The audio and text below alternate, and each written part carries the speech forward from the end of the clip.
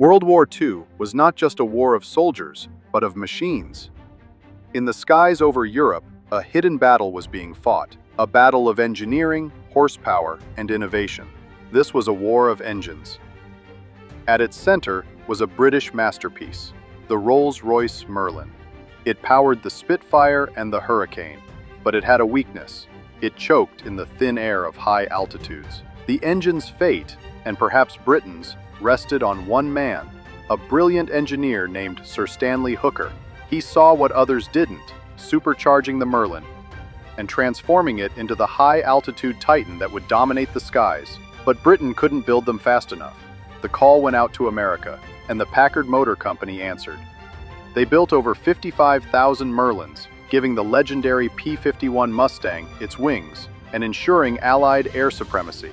Yet, as the Merlin roared to victory, another British visionary was quietly changing the future. In April 1937, long before the war began, an RAF officer named Sir Frank Whittle created a radical, almost unbelievable invention, the turbojet engine, a screaming new power with no pistons, no propellers. It was the dawn of a new age. And in the darkest days of 1941, Britain made a decision of staggering importance. They put their most precious secret, the prototype jet engine itself, on a plane and sent it to the United States. It was a gift of trust, an act of faith that would shrink the globe and define the modern world. And it went on to power not only the first British jet fighter, but also both the United States, the Lockheed F-80 Shooting Star, and Russia's, the lethal MiG-15.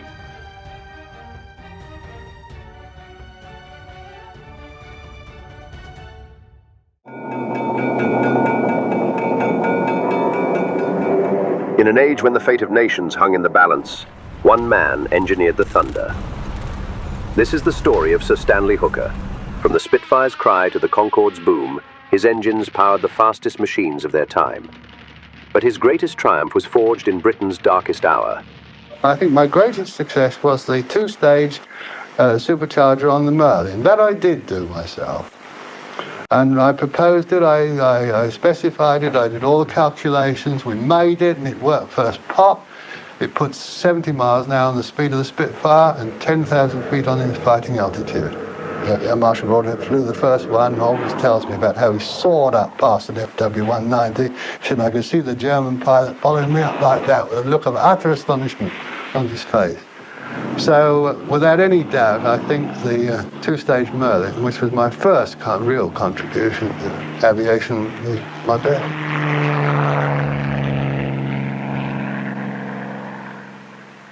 Stanley was showing by his supercharger technology how to stuff the air through the engine. And the Merlin power was increased from 1,000 horsepower at the beginning of the war to 2,000 at the end of the war. And by these means, the RAF was able to keep ahead of the Germans. If it hadn't been for that work, I don't think the RAF could have won the Battle of Britain. Stanley Hooker was born in 1907, the son of a Kent farm manager. He was quick to demonstrate a gift for physics and mathematics. By the age of 28, with degrees from Imperial College and Oxford, and in danger of becoming a professional student, he took a scientific job with the Admiralty. But his engineering career came about by chance. By the late 1930s, the great rearmament program was underway. Aircraft factories were being built across the country. There were thousands of jobs going on the new production lines, and bright young boffins were needed in the design departments. It was at this time that Stanley Hooker first met Ernest Hives, the formidable boss of Rolls-Royce's Derby factory. Well, it was in January 1938, early in January 1938. And I remember on one of the usual miserable, cold, dark, damp days, when I walked up Nightingale Road in Derby to be interviewed by Lord Hives over there. And I remember wondering what the hell I was doing there, because I had a very nice job in the scientific research department of the Admiralty at the time. And I went into old Hives' office, and he had all my papers on this very desk. This was the desk in question. And he's thumbing through these because I had a degree in mathematics from London and a doctorate from Oxford, and I'd written quite a lot of theoretical papers on aerodynamics primarily. And he thumbed through all this lot, and he looked at me and he said, "You're not much of an engineer, are you?" I said, "No, I'm not." I had to admit that. He said, "Never mind." He said, we can teach you to be an engineer." And he said, "Who do you work for? Who do you work for?" And I said, "Well," I told him.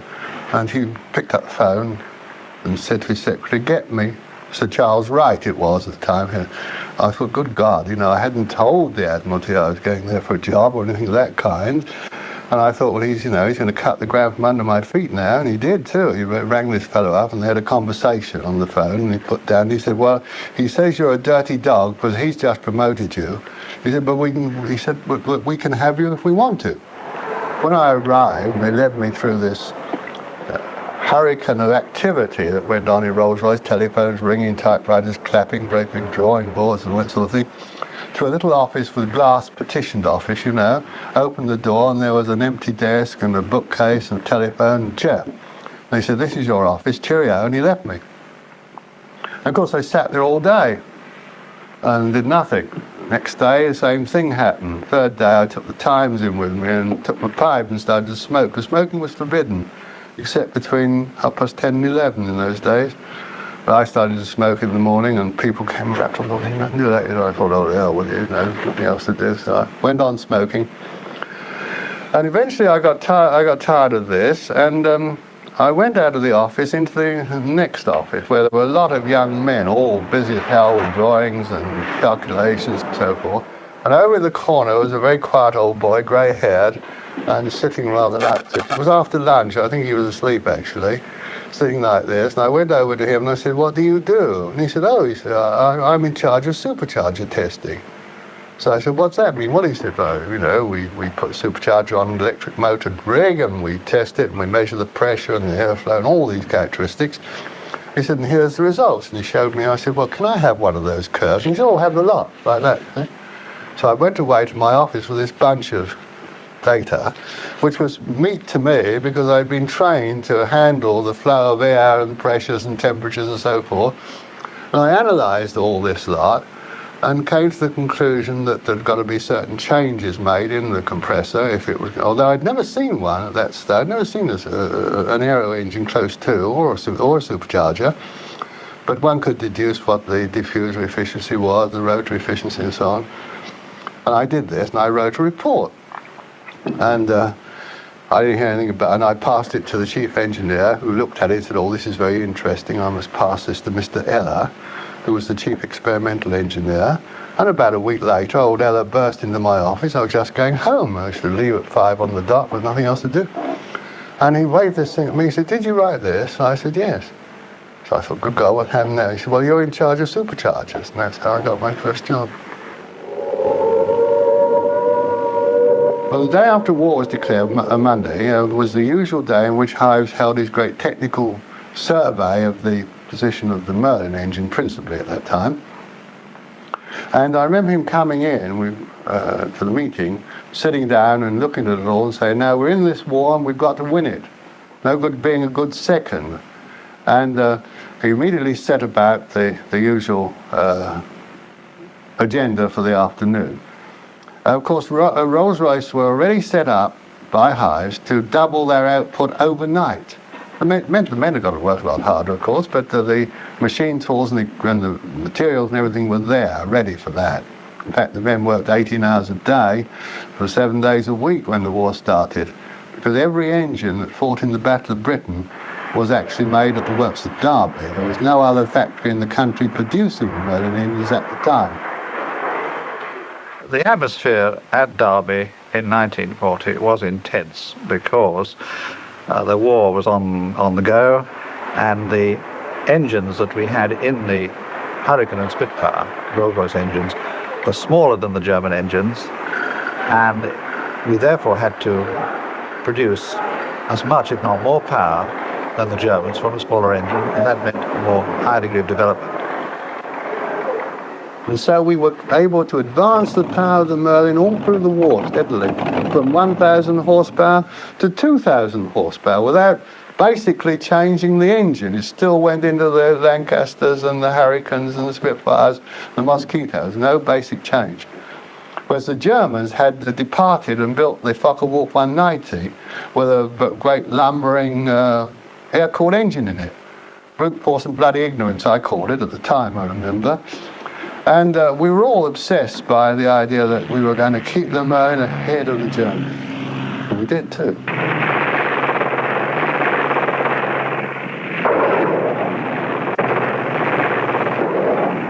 By the summer of 1940, the piston engine fighters were flying in the Battle of Britain, while on the ground, in a disused foundry, a top-secret design was being developed, Frank Whittle's jet engine. But his radical idea had few supporters. One of them was Stanley Hooker. And I had several times tried to persuade old Hives to go and see this engine. And he said to me, you know, what does it do? And I said, well, it gives 1,000 pounds of thrust. He said, 1,000 pounds of thrust? He said, what's the use of that? So that wouldn't pull the skin off a rice pudding, would it? But Hooker knew the power was there. He would prove to Hives that Frank Whittle's jet was worth investigating. And so on the Sunday, he picked me up in his car and we drove down and we saw Whittle's engine running. And old Hyde went round without any comment, very much comment, and Whittle was telling him all about the engine, the advantages and so forth. And at the end of it, old Hyde looked at Whittle and he said, I can't see many engines about here, Whittle. He said, where are they all? And Frank Whittle said, well, I've only got two, you know. He said, I can't get the parts made. So old Hyde said to him, send us the drawings, we'll make bits for you. And we did.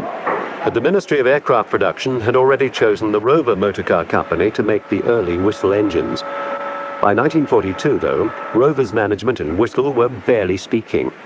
Hooker heard about the conflict and told Hives, who began to plot. He wanted to make that remarkable jet engine.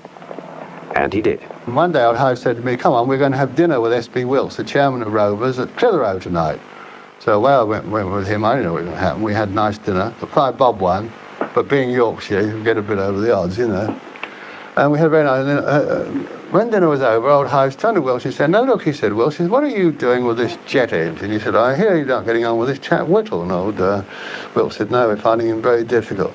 So Hives said, well, you shouldn't be doing that engine, should you? You're not an aero engine company. You grub about on the ground, I remember him saying.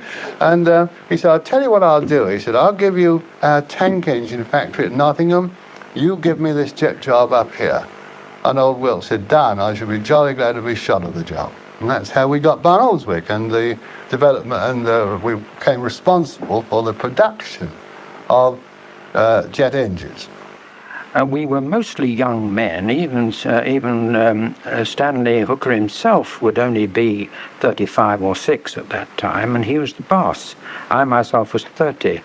We had a complete carte blanche to do almost what we wanted with regard to modifying the engines.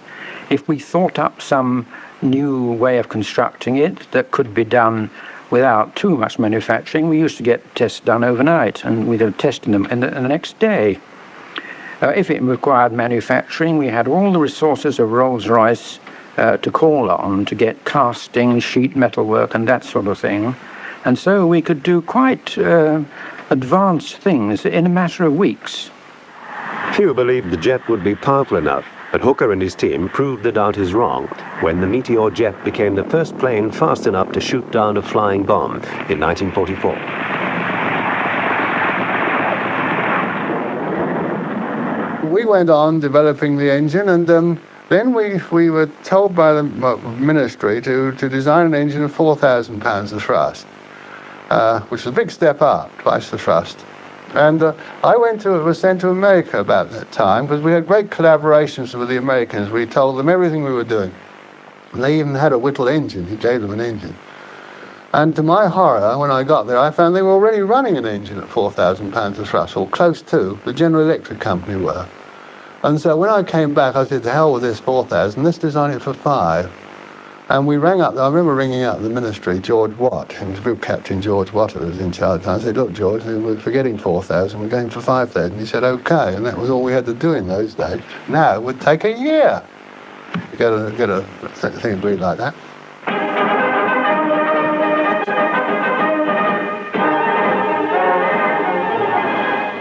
And we started it in January 1945. We had it running by the middle of the year, and we took the world speed record in October the same year. It was the first aeroplane ever to exceed 600 miles an hour with Meteor.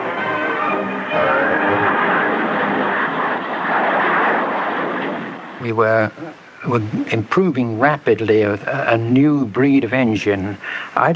We also began to see that it would revolutionize air transport altogether, not just as a fighter engine, but in transport aircraft and everything. And I would have thought that Stanley Hooker was one of the first people to see that this would be so. The Rolls-Royce workshops at Derby have been producing air record-breaking engines for almost 20 years. It is here that the famous Derwent jet engines are made. Engines that can hurl a plane through space at a speed where the normal smooth flow of air breaks down into a series of violent shock waves. But a shock wave of the personal sort lay ahead for Hooker. One of his projects, the Avon, went wrong, and he quarreled with his mentor, Hives. He said, there's too much hanging on the fate of this Avon engine for me to leave it up here in this damn garage. He said, this isn't Rolls-Royce, you know, he called it a garage. This isn't Rolls-Royce. Rolls-Royce at Derby, I'm going to take it there. And I said, what are you going to do with me then? He said, well, I think I'm going to send you home for 3 months. So I said, well, that's a fine return for 11 years hard work with you. I remember saying that to him. He said, I don't care about that. He said, you go home. He said, where are you going? I said, I don't know. He said, what's your address? I said, well, I'm not going to tell you. He said, well, how can I get in touch with you? And I said, well, you can't get in touch with me. I said, if you want to get in touch with me, you ring my bank. I said, but I'll tell you one thing. If you send me home, I'll never work in a factory controlled by you again. And so we parted like that at Barnoldswick. And I must say, it was a very miserable and traumatic day to me. The Rolls-Royce gas turbine team at Barnoldswick under Hooker had been enormously successful, of course, and one thought of Hooker as, after Whittle, as the most important gas turbine engineer in England, probably in the world. And when the Avon got into serious trouble and brought back to Derby, it was a bit of a shock to us that Hooker was given a comparatively small job.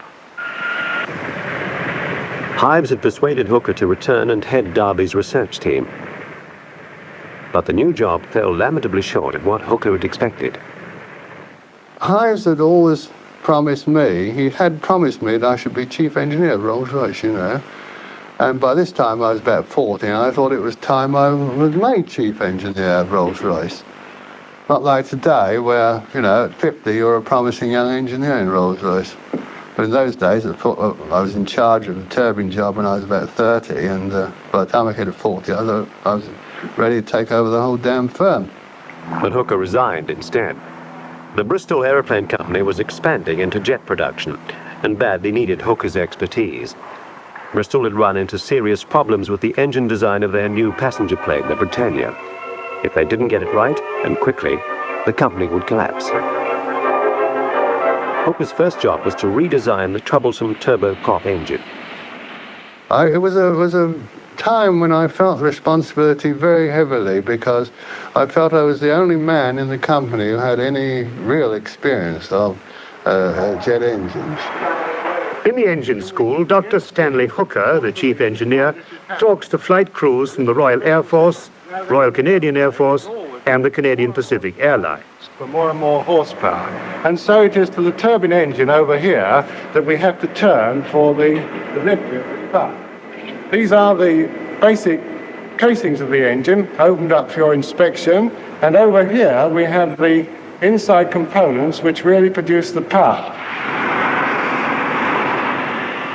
Hooker ran Bristol's engine team in the exhilarating years when the government spent freely on new fighter and bomber projects. When the mighty Vulcan, the flying dart, needed an engine, Hooker was determined to make one more powerful than anything his old Rolls-Royce colleagues could achieve. I remember sending out a Christmas card. We were very proud of this engine. It was the most powerful engine in the world at the time.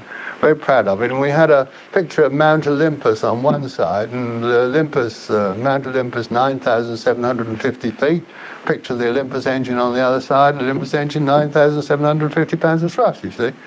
I sent this out, and I sent it to some of my pals in Rolls-Royce. One of them wrote back to me and said, "How does the weight compare?" In 1958, the most expensive ever aircraft was ordered, TSR-2, designed around the successful Olympus engine, the world's first strike and reconnaissance plane. The Air Ministry demanded constant changes. Frustration mounted on both sides as delays and wrangling blew costs up to an all-time high. I remember saying to Geoffrey Tuttle when he was Vice Chief of the Air Staff, when they demanded 1,000 miles of radius of operation for the TSR-2, I met Geoffrey Tuttle one day on an airfield, and I said, "Geoffrey, why 1,000 miles?" I said, "It sounds like a number just conjured out of the air." He said, "'Tis." He said, "It's an objective, 1,000 miles." I said, "Well, that will mean that will cost you £1 million a mile. For the last 150 miles will cost you £1 million a mile." Well, that was an underestimate, I guess, too. Within a few years, the TSR-2 had made its first flight and was regarded as a fighter of brilliant performance. Then, in 1965, with stunning suddenness, it was scrapped. There was old Sands white paper in 1958 which said, "We're finished with man-piloted aircraft. We're going to have missiles. Press the button. No more men." So men were out. Then the Americans cancelled the missile, which was it? Blue Streak or something. Yeah, they cancelled that. So we had no missiles, no manned aircraft. Old Thornycroft arrived on the scene, or Lord Thornycroft arrived on the scene, rather. And he said, "Well, I haven't got any airplanes, I haven't got any missiles on the stock. I'll order some more airplanes." So he ordered the supersonic vertical takeoff airplane, the Armstrong Siddeley airplane, the TSR-2, etc. Old Healy came along, so manned airplanes were back in again. Old Healy came along and said, "We can't afford all that lot. We'll buy F-111s on tick." So manned airplanes red again. So in a period of a few years, we were in, we were out, we were in, we were out. It's more like a boat race than a policy to follow. Hooker's highest hope for the Olympus now rode with a supersonic airliner, Concorde. But it took 18 years development, with constant threats of cancellation, before Concorde made its first scheduled flight in 1976.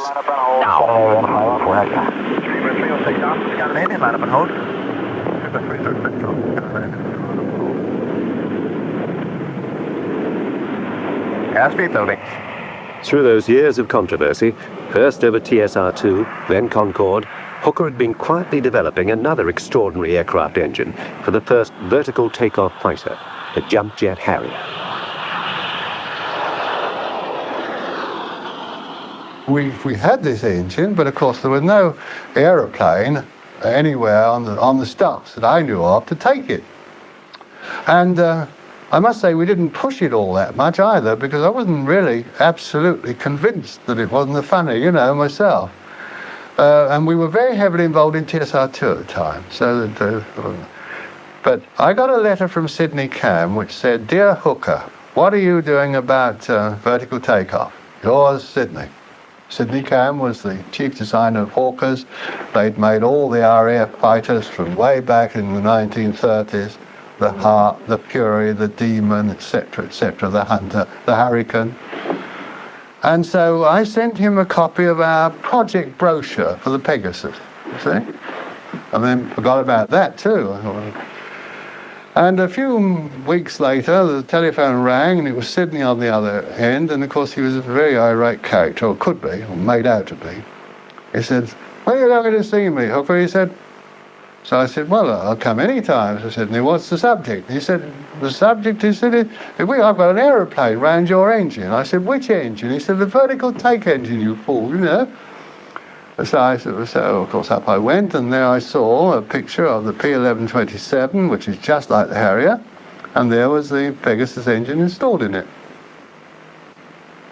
I said to Sidney when we first put the "I suppose you're going to do some conventional flying," because the aeroplane could be used conventionally. All you had to do was point the nozzle back, and it was just a normal aeroplane. "I suppose you're going to do some conventional flying first, Sidney." He said, "What for?"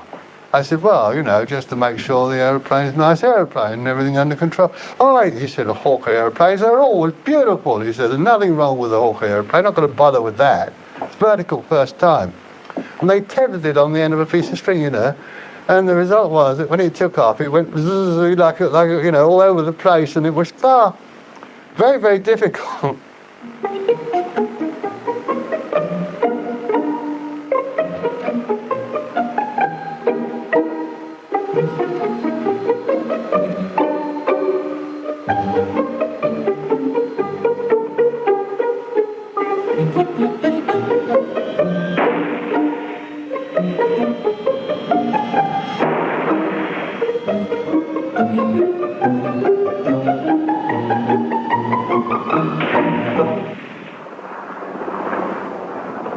The all-British Harrier went on to become an international success. Hooker had believed in it from the beginning. His support never wavered. It was his tenacity that kept the project alive. The world, Derby, America, the rest of the world have spent a mint of money trying to make a VTOL fighter, and not one of them has succeeded. It's still the supreme solution as a VTOL fighter. The ultimate test of the Harrier's prowess came in the Falklands War, long after Stanley Hooker had retired.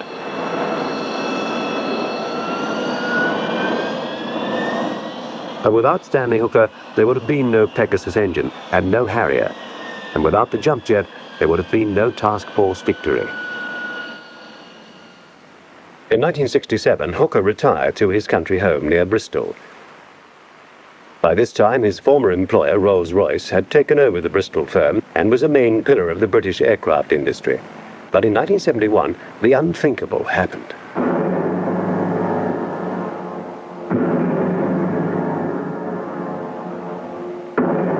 Rolls-Royce couldn't pay its bills. Edward Heath's government moved swiftly to prevent total collapse. They bought the company, except for the RB211 jet engine that had caused Rolls-Royce's downfall. So Stanley Hooker was brought out of retirement as the one man who could convince the government that the RB211 was worth saving. The morale of the whole outfit, of the engineers particularly, had, you know, sunk to its lowest possible ebb. And there was a tendency to blame one another, you know. I think he ought to be sacked, or he ought to be sacked, and so forth, you know. And also I found that the first 11 wasn't necessarily working on the engine, which was a disaster. And so the first job I had to do was to try to get more people, better people working on the engine. Hooker was back at the helm, responsible for the success or failure of the RB211 program. He brought in his trusted colleagues from the old days. Among them, Harry Pearson. He had an enormous influence on the position. He put everybody's courage back, you know. They began to lose heart. He restored that. And it was so typical of the man. He didn't find fault with anything. He just got down to it and made a wonderful engine, and what was potentially a good engine anyway.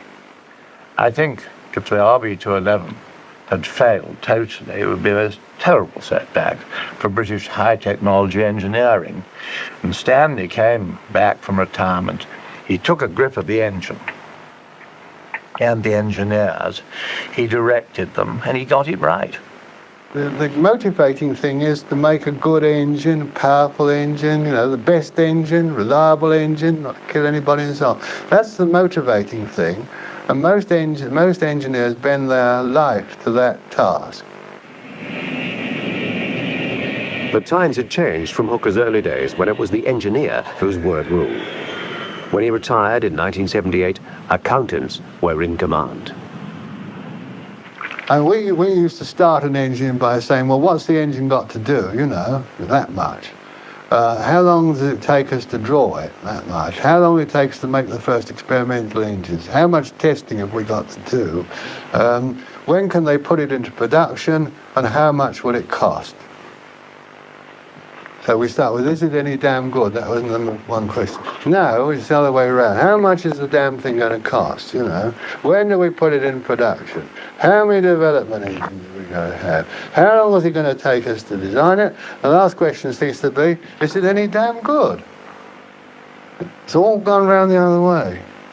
Well, Einstein was a great mathematician, a genius. I always thought that Stanley was a near genius. He was very, very clever and a very good engineer. And very clever, very good engineers are very difficult to find.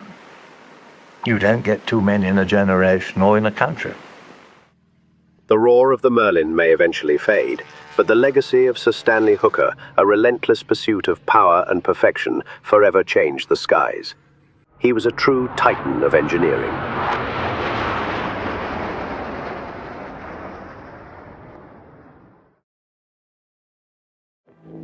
Through the night of combat danger, this heart of power, the three engines of a patrol torpedo boat, could never stop.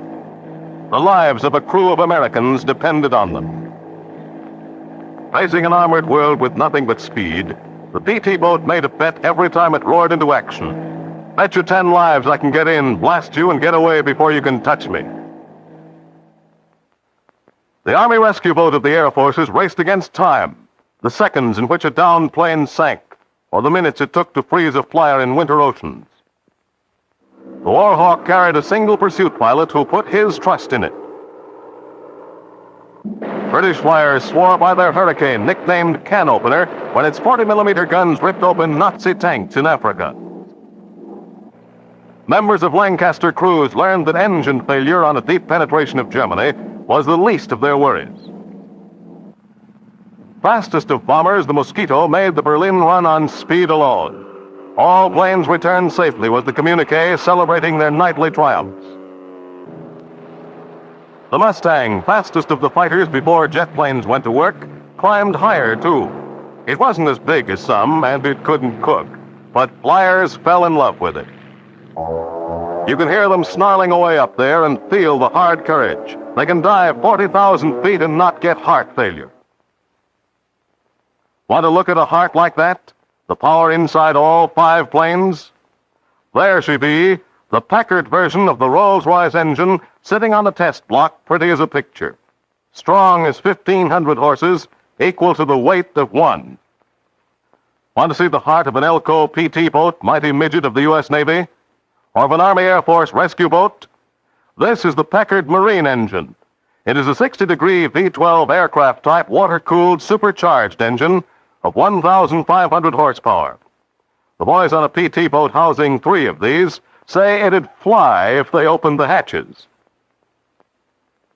These engines have a home, the giant rooms of the Packard factories. They come into first being in the pouring hot metal of the foundry. The clangor of the forge is their birth cry.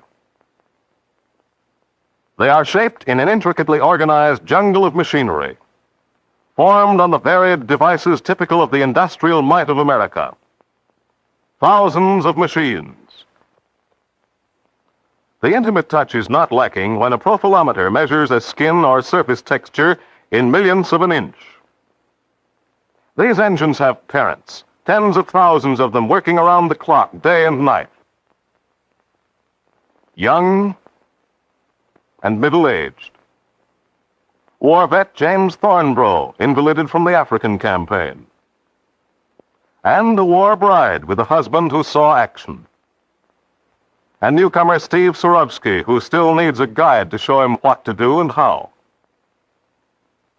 Here's Steve Komisiak, who's been with Packard 41 years. These engines have ancestors, a pride of ancestry, and a history dating from the early days. It was 30 years ago, in 1915, at the beginning of another war.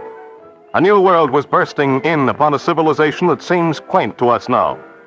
Autos still remembered they had once been buggies, and the directors of a young auto company, Packard, looking farther ahead than they knew, decided to set aside $250,000 for the development of an aircraft engine.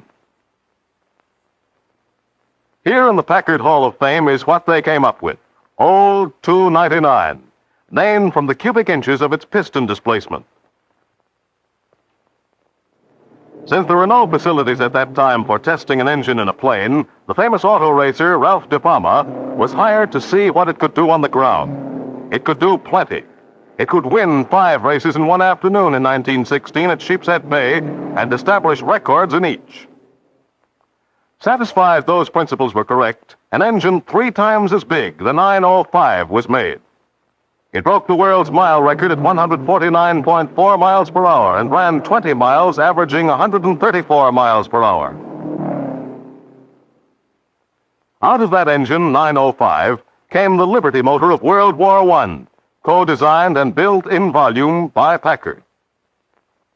Then we were asked to build the engines for the Navy's first dirigible. They had to be able to run 300 hours without an overhaul instead of 50, the former requirement. The Shenandoah was bent on seeing the world with no stopovers for tinkering. We made a lot of engines in those years. Engine 1500, which normally ran upside down, powered Boeing 66, world's fastest standard fighting ship. We built the first engine designed specifically for a tank.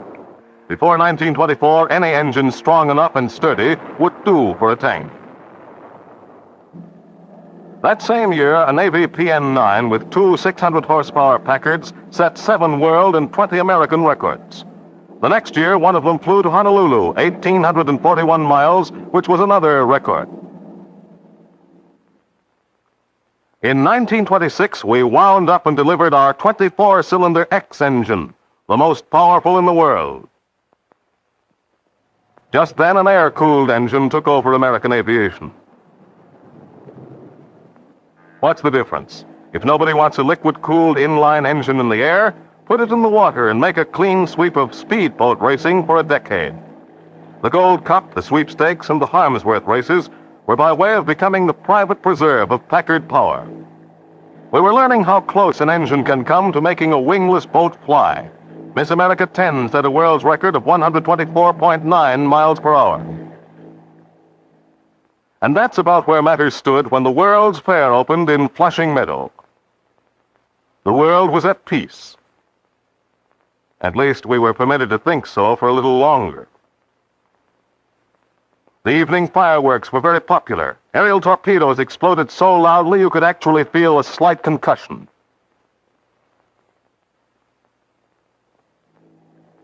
But the Navy was already working on an idea they called a patrol torpedo boat. It was a speedboat for fighting.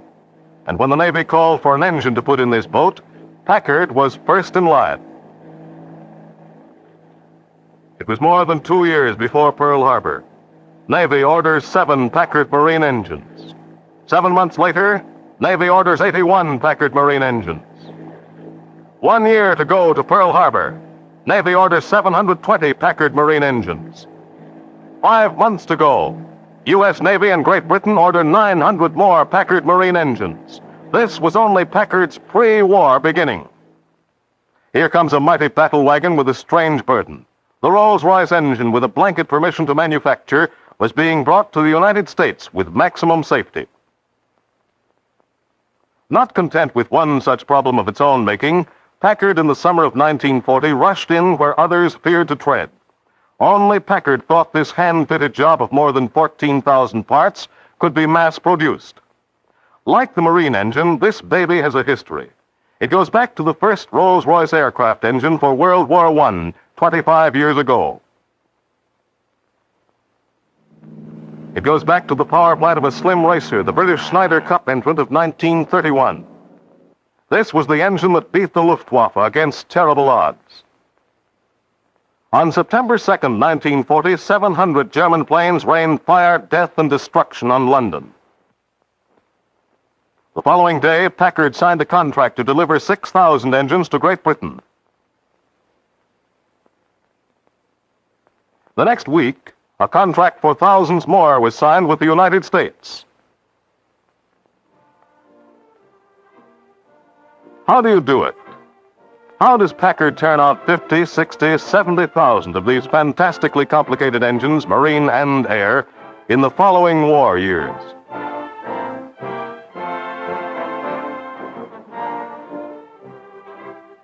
You grow. You're a mile long to begin with.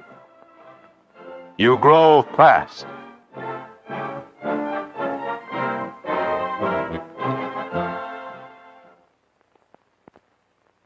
Ground was broken for this engineering and assembling a month before the architects finished their plans.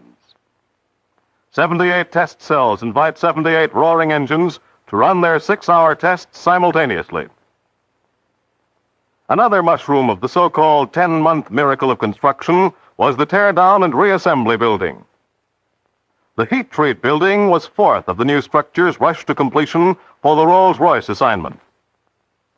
When the production ante had been upped a few more times, this new $5 million Toledo war plant was taken over to continue the expansion. Then Packard funds bought another Detroit plant 3 miles away. It added 150,000 more square feet of manufacturing space. And across the railroad tracks, a matter of blocks away, more space was rented in a Milwaukee Avenue plant. But the new plants were not enough.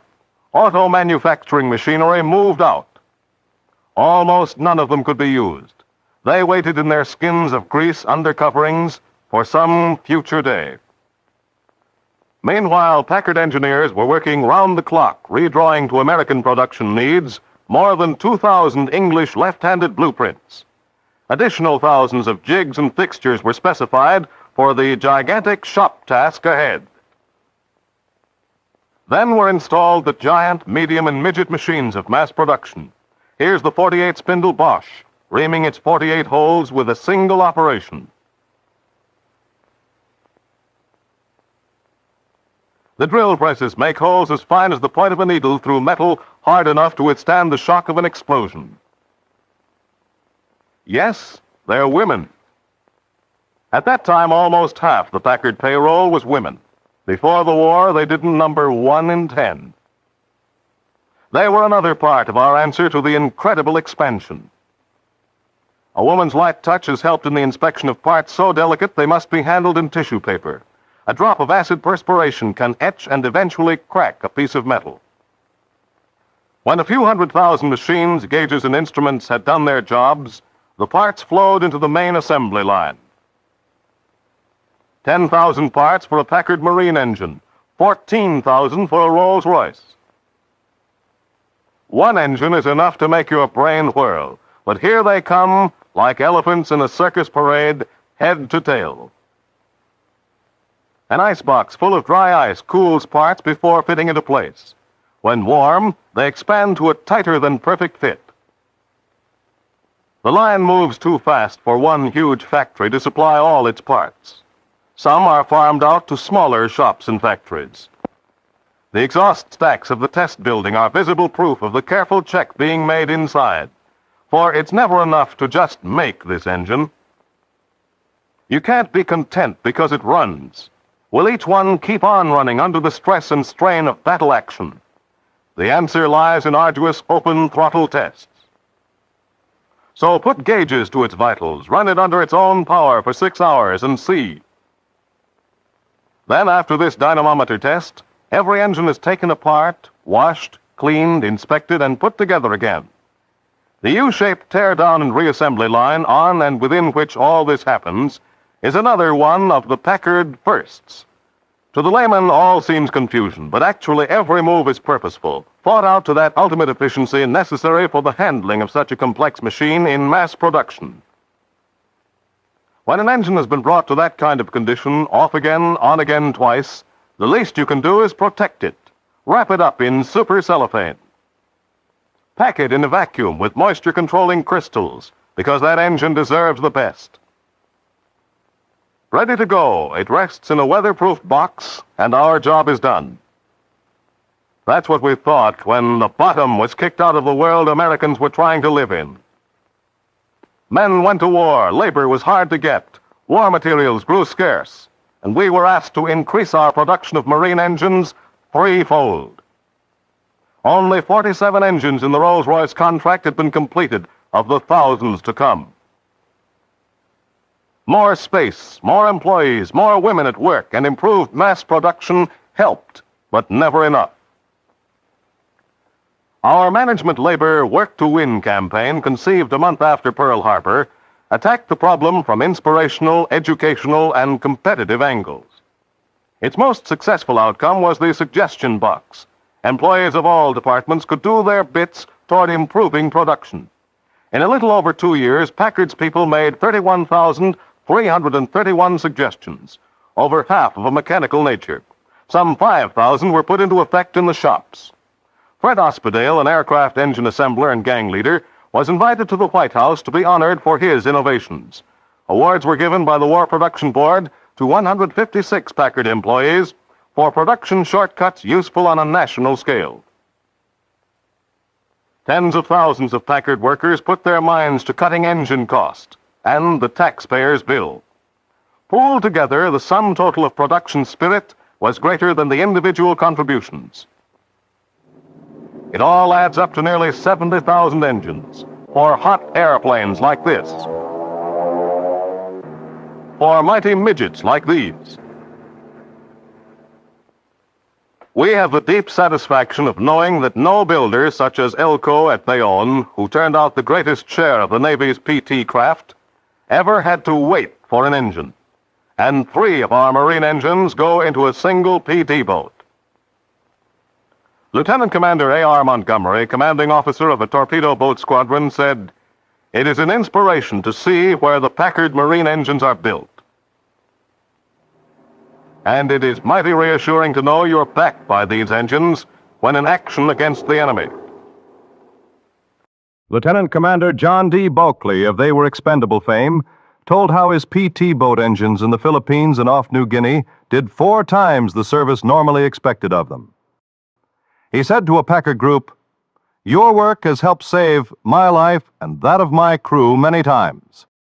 If the engines had failed us during any critical moments while at close quarters with the Japanese, I wouldn't be here today." With Buckley, as with all others in the PT boats, the one requisite was speed. And what went with it? Dependability. The boat skimmed the water like a seaplane taking off. They bounced from wave top to wave top. They dodged attacking planes. They played tag with enemy gunfire in a game that was for keeps. Can you imagine the men in those boats failing to feel gratitude for the power that helped them win their bets against death? As it was with the Marine engines, so with the Packard version of the Rolls-Royce. It reminds us of the thousands of precautions we lavish on our engines to guarantee that they're perfect and will remain so under the most difficult conditions. This Magnaflux ferrets out metallic flaws invisible to the naked eye. The oscillograph uses electric waves to test for balance and freedom from the vibrations that increase dangerously with wear. New bearing materials of silver, lead, and indium have taught the engineers how to increase the lifespan of engines, be they air, water, or ground. Most spectacular of the many new heat-treating methods which burn greater endurance into materials is the night-riding oven. These and many other processes, inventions, and refinements helped fill in the great panorama of Packard at war. They spell better product, longer life, lighter, stronger, more powerful, and more efficient. This means we will be able to give you more for your money. These efforts foretell an auto of the future that will be benefited in every respect. Any young pilot or PT man wanting a post-war Packard because his service taught him to doesn't have to depend on that alone. He could ask one of the people who own a Packard Clipper bought before the war and still going strong. Their endurance is a guarantee of the continuity of the Packard effort.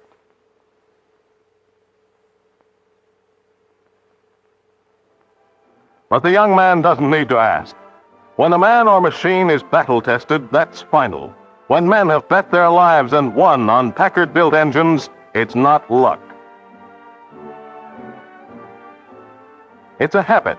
It's the habit of precision manufacture, too strong to break down come war or mass production.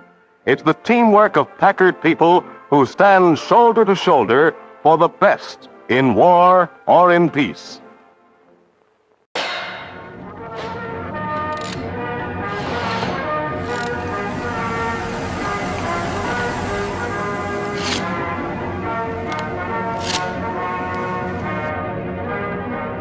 When in 1938 war clouds were gathering over the continent of Europe, the Rolls-Royce factory in Derby assumed a new importance.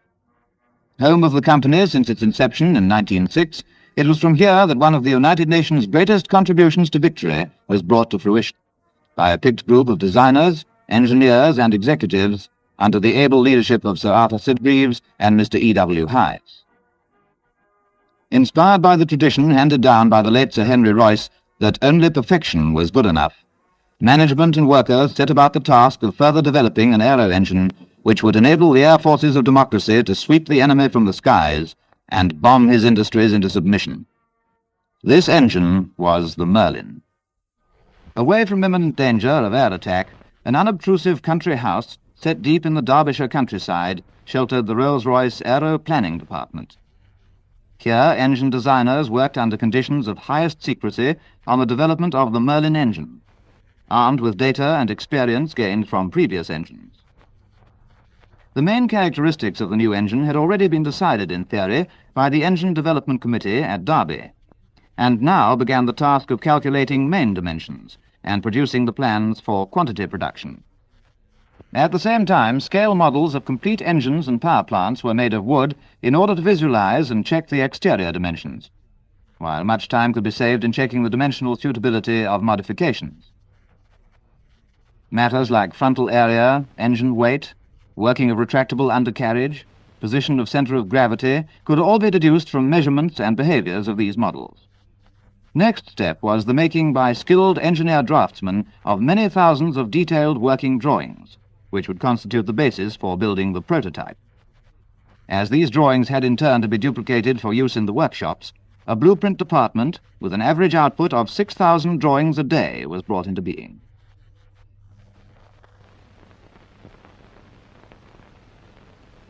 At the experimental shop in Derby, emphasis is on the man rather than on the tool. Versatility is the keynote.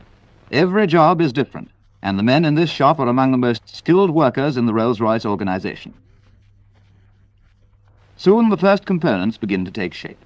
In the experimental shop, the tool equipment is less specialized than that of the factories on production work, as it is concerned mainly with one-off jobs. Where duplication is necessary for parts like connecting rods, a Keller machine is used. The cutters are made to follow a master template, producing several identical pieces at a time.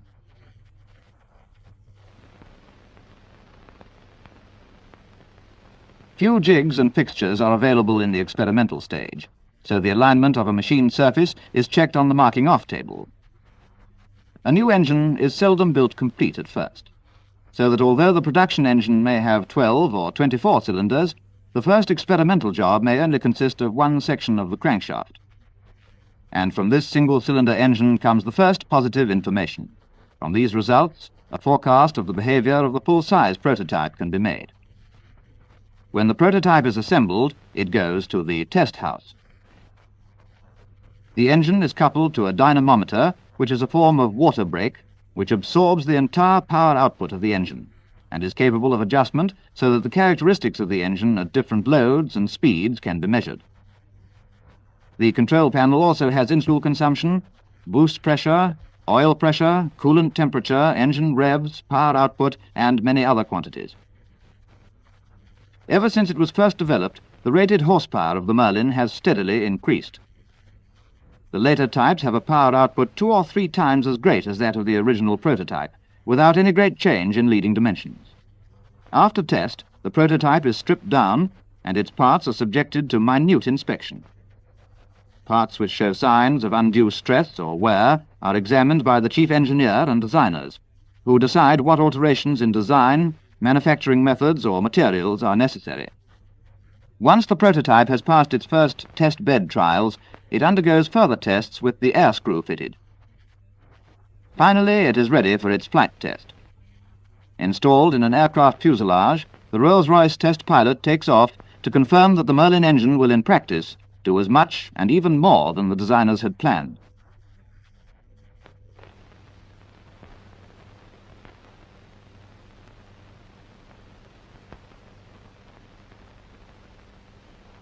Realizing that quantity, as well as quality, would be the need of the day, the Air Ministry asked Rolls-Royce to build a large factory away from Derby for the quantity production of Merlin engines. In 1938, work began on the erection of a large ultra-modern plant at Crewe, while in 1939, as war became a certainty, the company were asked to build yet another factory about twice the size of Crewe. Glasgow was selected, and work commenced on the Glasgow plant in July 1939. By early December, the first machine tools were already in production on the Merlin.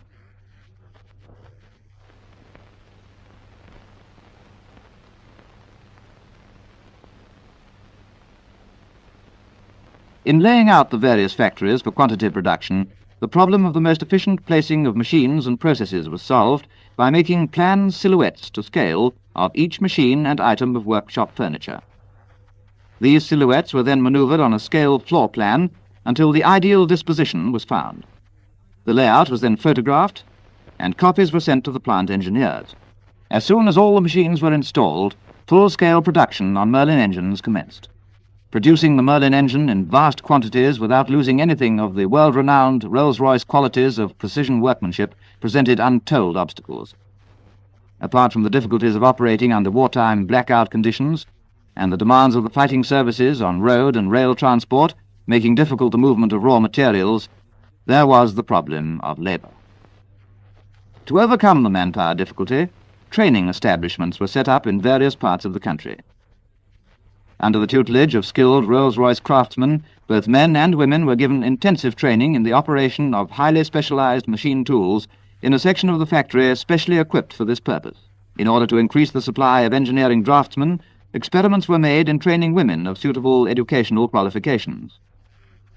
Inspired by the firm's tradition, these women eagerly proved their aptitude for this exacting work, and large numbers graduated to works drawing offices at the various plants. Apart from training men and women for aero-engine production, the company was faced with the problem of housing and transporting them to and from work. At both Crewe and Glasgow, housing estates and hostels were built within sight of the plant to shelter the workers who had come from all over the United Kingdom. In view of the fact that in Glasgow alone over 1,500 houses had been built, the local transport companies were called upon to cooperate in organising 126 special bus services to and from a depot inside the works itself, enabling the workers to get immediate transport to outlying districts. To protect the factories against air and ground attack, strong Home Guard and civil defence detachments were formed, made up of volunteer workers from the various plants.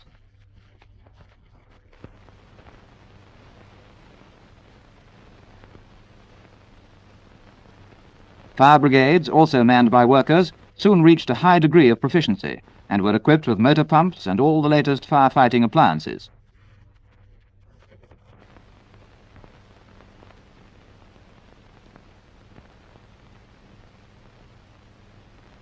The Rolls-Royce organisation was possibly unique in having its own bomb disposal unit, equally prepared to play a vital and dangerous part in an emergency. In order to safeguard the workers' health, an efficient medical organisation was brought into being. All new workers were given a medical examination and eyesight test, while surgeries and restrooms, staffed by resident doctors and nurses, were a feature of each plant. In order to ensure maximum cooperation between workers and management, joint production committees were formed at each factory, consisting of representatives of the management and representatives and shop stewards of the workers. Vast stocks of raw materials were built up, and a sample of every piece of incoming bar, tube, rod, or forging was sent to the laboratories for analysis. Each batch of material was given a number which stayed with it through every process, and a sample was taken so that a fault developing at any time during the component's history could be traced back to the raw material stage. Some of the most valuable raw materials were the light metal and other alloys discovered and developed in the company's research laboratories at Derby. Apart from the famous RR50, used in the manufacture of castings, many other equally important contributions to the Allied war effort were made by the pick of scientists and technologists working in these laboratories. In the Rolls-Royce drop forge shop, alloy steel forgings were pounded out night and day. The most highly stressed components of the Merlin engine are made from these forgings. which allow a very high output of accurately formed parts, while the metal itself, due to its molecular flow under the blows of the forge, becomes more homogeneous and capable of withstanding higher strains. In the manufacture of the Merlin engine, the light alloy foundry at Glasgow is unique in the Rolls-Royce organization and probably in the world. The foundry, with its core, moulding and fettling shops, occupies 2 entire blocks of the factory and is organized, like the rest of the plant, on a flow production basis. The layout of the foundry and its organization for production constitute a great feat of technical planning. Every kind of casting used in making Merlin engines is produced here. Very many difficulties had to be overcome on the material side of the process, and the achievement is made more remarkable by the fact that many of the workers are trainees, a large proportion of them women. Core making is a process which illustrates the way in which complex operations normally requiring much time and a high order of skill have been rendered rapid and certain in the hands of trainees of both sexes. The lighter cores are made by hand and mainly by women, on core tables to which ready-mixed sand is delivered by an overhead conveyor system. All the 300-odd intricate cores which go to each engine are made in the same manner. Organization has made each individual job simple. Men make the heavier cores by machine. A number of heavy cores are used in the upper half of the crankcase mould to form the bearing webs. This is one of the 2 main moulding bays, which are arranged on either side of the line of furnaces. The moulding machines are mostly of the rollover jolt type, both hydraulically and pneumatically operated and very simple to control. This mould, for the upper half of the crankcase, is the largest on the engine. Complete with cores and moulding box, it weighs a ton. The number of cores in the mould are an indication of the intricacy of the casting. This mould of the upper half crankcase, although the largest, is by no means the most intricate in the engine. The aluminium alloy, principally the famous RR50, is melted in gas-heated tilting furnaces adjacent to the mould conveyors. The larger moulds are poured from 2 sides simultaneously. This allows the use of ladles of manageable size and also tends towards an even temperature of metal throughout the mould. Very many and very large risers are employed to ensure sound metal in the casting. Castings are fettled in this bay with power saws and pneumatic hand tools. The first job is cutting off the runners and risers. On large castings, these are very massive, and a special type of twin-hand circular saw has been developed to do the job. The saws cut into the surplus metal from both sides so that it can be easily broken away at the end of the cut. Final fettling of the castings is done with pneumatic chisels. These cut away all the flash and webs which are not needed in the finished casting. Every casting is inspected before it goes for heat treatment. Before the castings are machined, they undergo heat treatment in this 88-feet-long priest furnace. The castings are loaded onto bogies, which are pushed into the front end of the furnace. This automatically pushes out a completely heat-treated load at the other end. It has 3 heat zones, and the temperatures are automatically regulated within plus or minus 2 degrees centigrade. Very many Merlin castings are produced by die casting. Metal moulds, or dies, are used in this process, which thus effects a considerable saving of time, since the same mould can be used over and over again. The die castings are taken away on the conveyor for heat treatment in the same way as sand mould castings. These die castings can be made to much finer limits than can ordinary sand castings. The surface is smoother, and because no gases are evolved in the mould, the metal is usually more homogeneous. The castings go to the machine shops for finishing.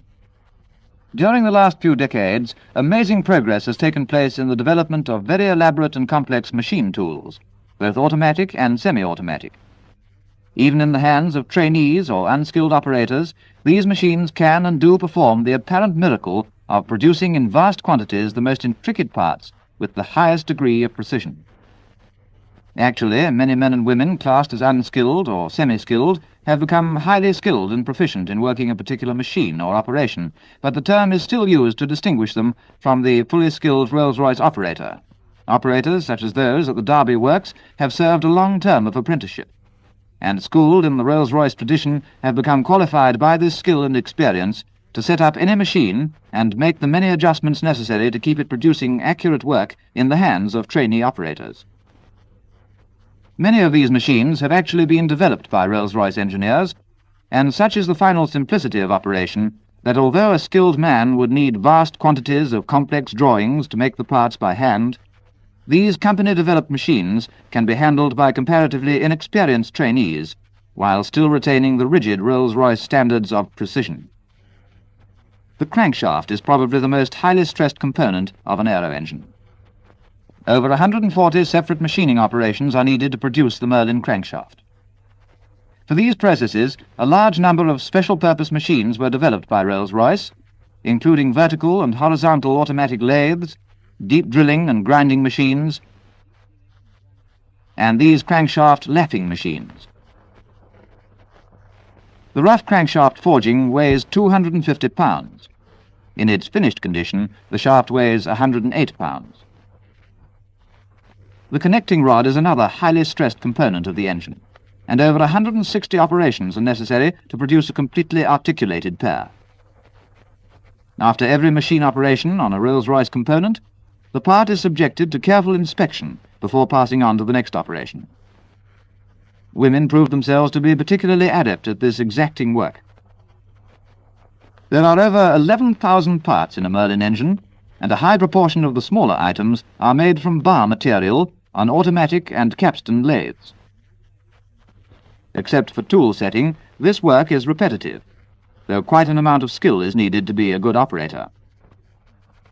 Nevertheless, the consistently high output figures on close limit work to Rolls-Royce standards, achieved by trainee men and women who previously had no experience in the engineering industry, is indeed a remarkable achievement. Some 90 different types and sizes of gear wheels go into the Merlin, and all must be produced to exceptionally high standards of accuracy.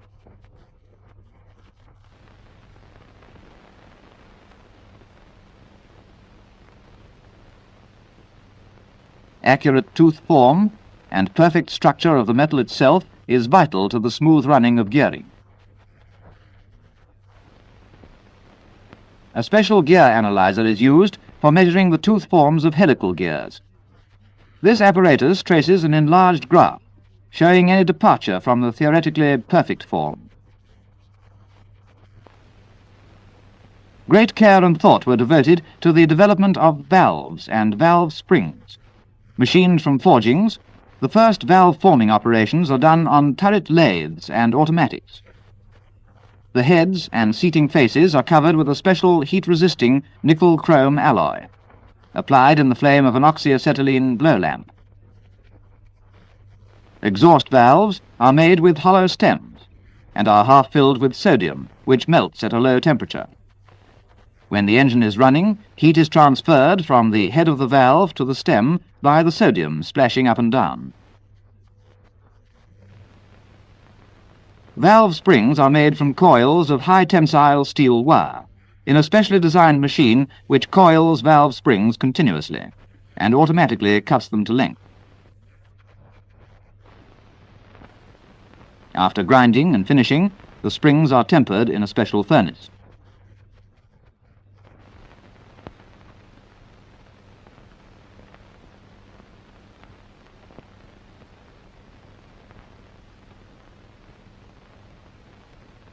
The journal and big ends of the Merlin run in bearings of a lead-bronze alloy.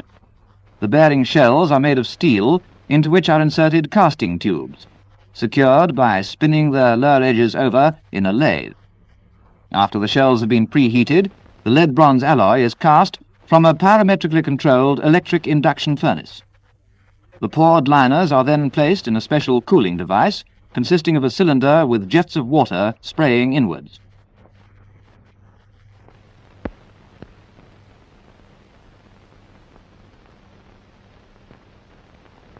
The rotor of the supercharger is outstanding among the light alloy components of the engine.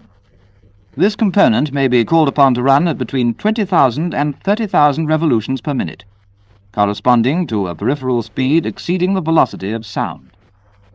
It is, therefore, in the highest degree important that this rotor should be perfectly balanced. This is achieved by machining it all over. There are countless machining and finishing operations involved in the manufacture of thousands of other Merlin engine components. To each of these, unstinting thought and care were given in devising machines and machine tools capable of producing the required rate of quantity output without losing anything of the traditional Rolls-Royce quality. In order to ensure that the standards of manufacture were being maintained, Rolls-Royce engineers developed many high-precision measuring gauges and other complicated items of inspection apparatus to augment and improve the standards of normal engineering precision gauges. Inspection of each of the 11,000 Merlin components, not once but many times, was continuous throughout every stage of manufacture, including a thorough final inspection when the parts were completed.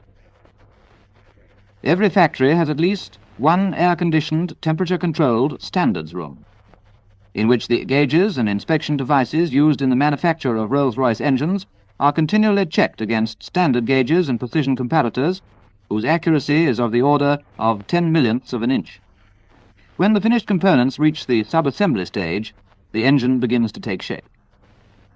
The assembly process is arranged as a sequence of operations in the same way as the machining. The sub-assembly benches are arranged in lines between the finished part stores and the engine erection lines. The component travels along the assembly line through the hands of dozens of different workers who each add their part or do their particular operation so that the component is finished at the end of the line.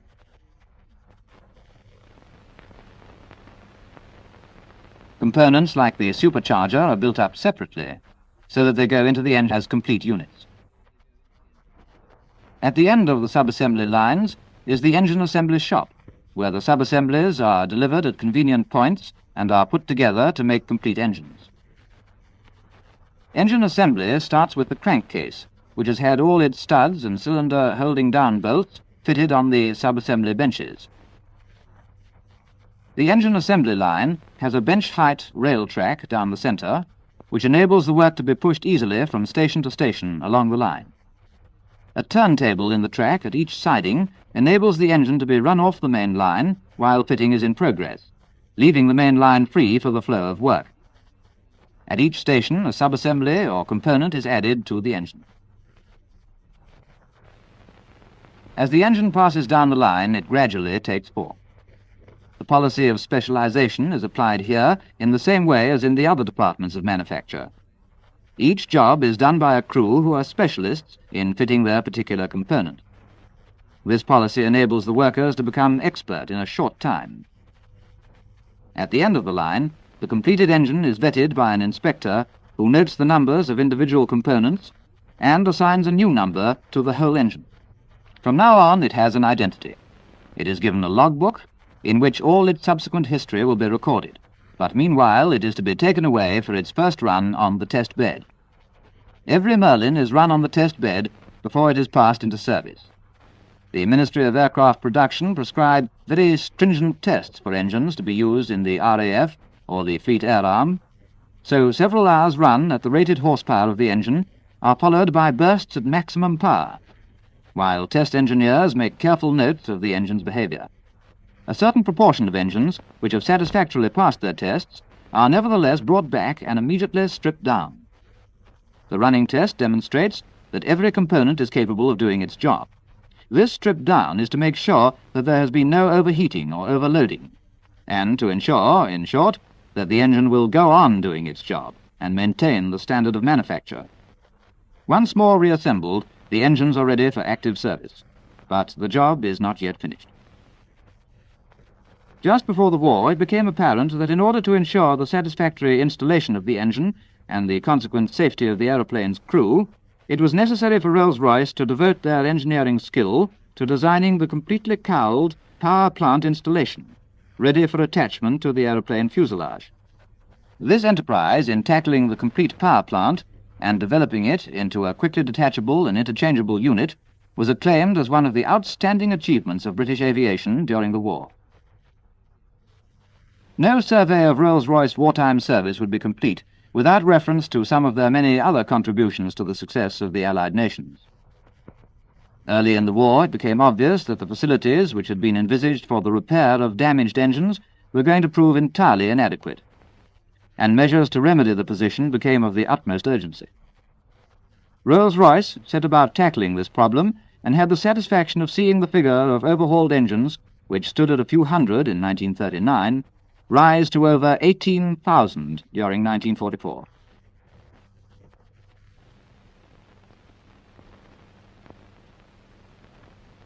The Rolls-Royce School of Instruction at Derby had trained nearly 17,000 people in the use and maintenance of Rolls-Royce engines and other products. Those trained included pilots, flight engineers, and ground personnel of not only the Royal Air Force and the Fleet Air Arm, but of representatives of the air forces of most of our allies. Another interesting example of Rolls-Royce versatility was the development of a small-caliber 40mm quick-firing gun for use in MTBs and similar craft. The Merlin engine was also adapted for powering these high-speed motorboats. Then again, there was developed a modified and unsupercharged version of the Merlin, known as the Meteor, which was used to power the first prototype of a new tank. The effect of the extra power of the engine on the prototype tank was such that Rolls-Royce engineers were asked to collaborate in developing the tank itself. The fruits of this collaboration resulted in the famous Cromwell tank, which covered itself in glory on the dash from the Normandy beachheads to the Rhine.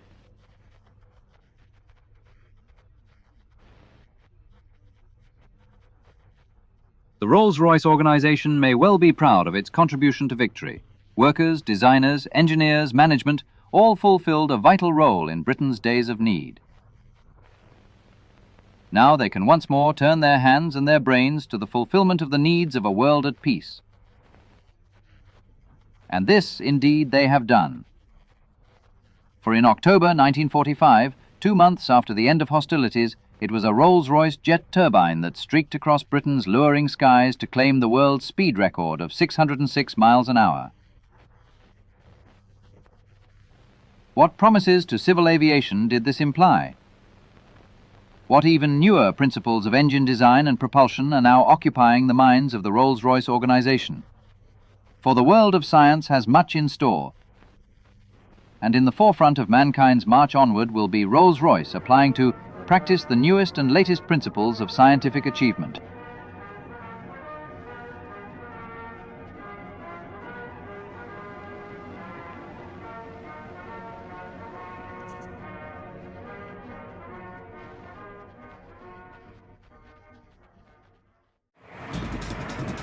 The P-51 Mustang, the most dominant escort fighter of World War II. It helped blaze a trail from England all the way to Berlin for America's bomber force.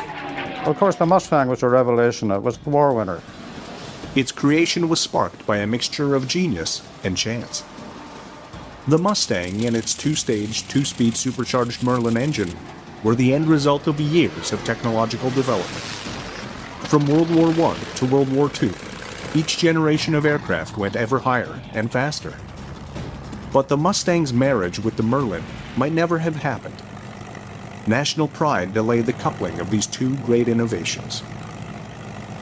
But a new deadly German adversary changed everything. The Focke-Wulf 190, this was really a top-notch fighter aircraft. With the FW-190 terrorizing the skies of Europe, the British and American forces swallowed their pride and joined together to create the ultimate fighting machine.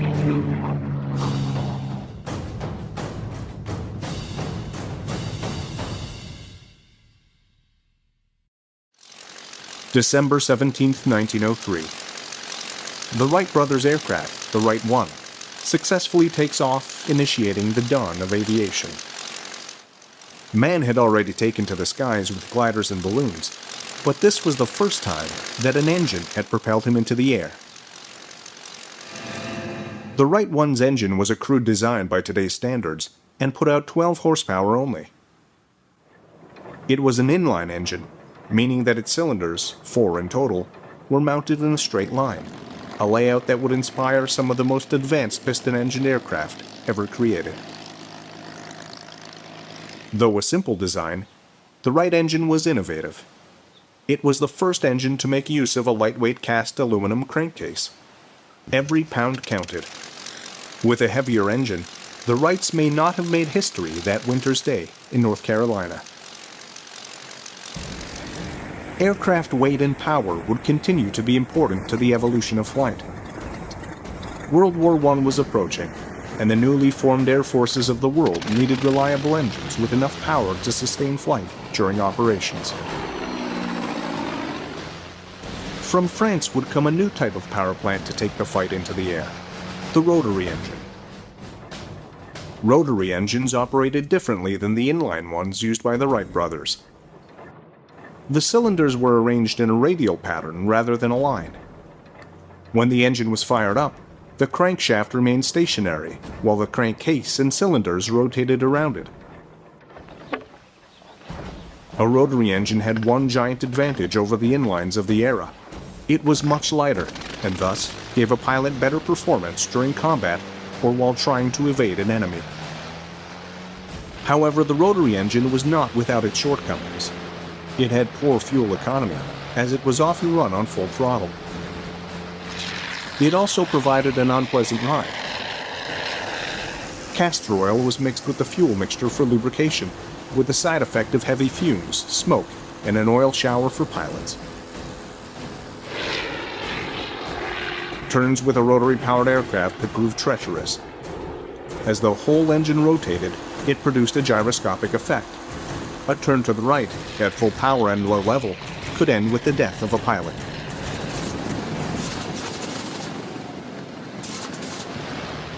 Rotary-powered aircraft remained part of Air Force inventories till war's end, but they were gradually supplanted by the inline engine. Inlines based on the same principles as the one found in the original Wright plane kept improving in terms of power and performance. Between the wars and across the Atlantic, a new type of aircraft engine would emerge to dominate American aviation. The U.S. Navy was looking for aircraft to populate its fledgling aircraft carriers. Space on board was extremely limited, but aircraft with inline engines often had lengthy noses. Their engines, built with rows of cylinders, took up too much space on cramped carriers. Rotary engines, though more compact, had too many other weaknesses to be serious contenders for the role. There was, however, a third type of engine. Before the war, there had been limited experimentation with radial engines. At first glance, these appeared to be just like rotary engines. It's only when they are fired up that the difference becomes clear. In a rotary engine, the crankcase and cylinders rotate around the crankshaft. But with a radial engine, the crankshaft rotates while the engine block is static. Radials often weren't as powerful as inline engines, but they were less complicated. They were cooled by air rushing over the engine rather than through a liquid cooling system. This made radials less vulnerable to battle damage, which might rupture the coolant lines. Navy pilots who might have to travel long distances over the ocean to get to a target needed an engine that would be sure to get them home under any circumstance.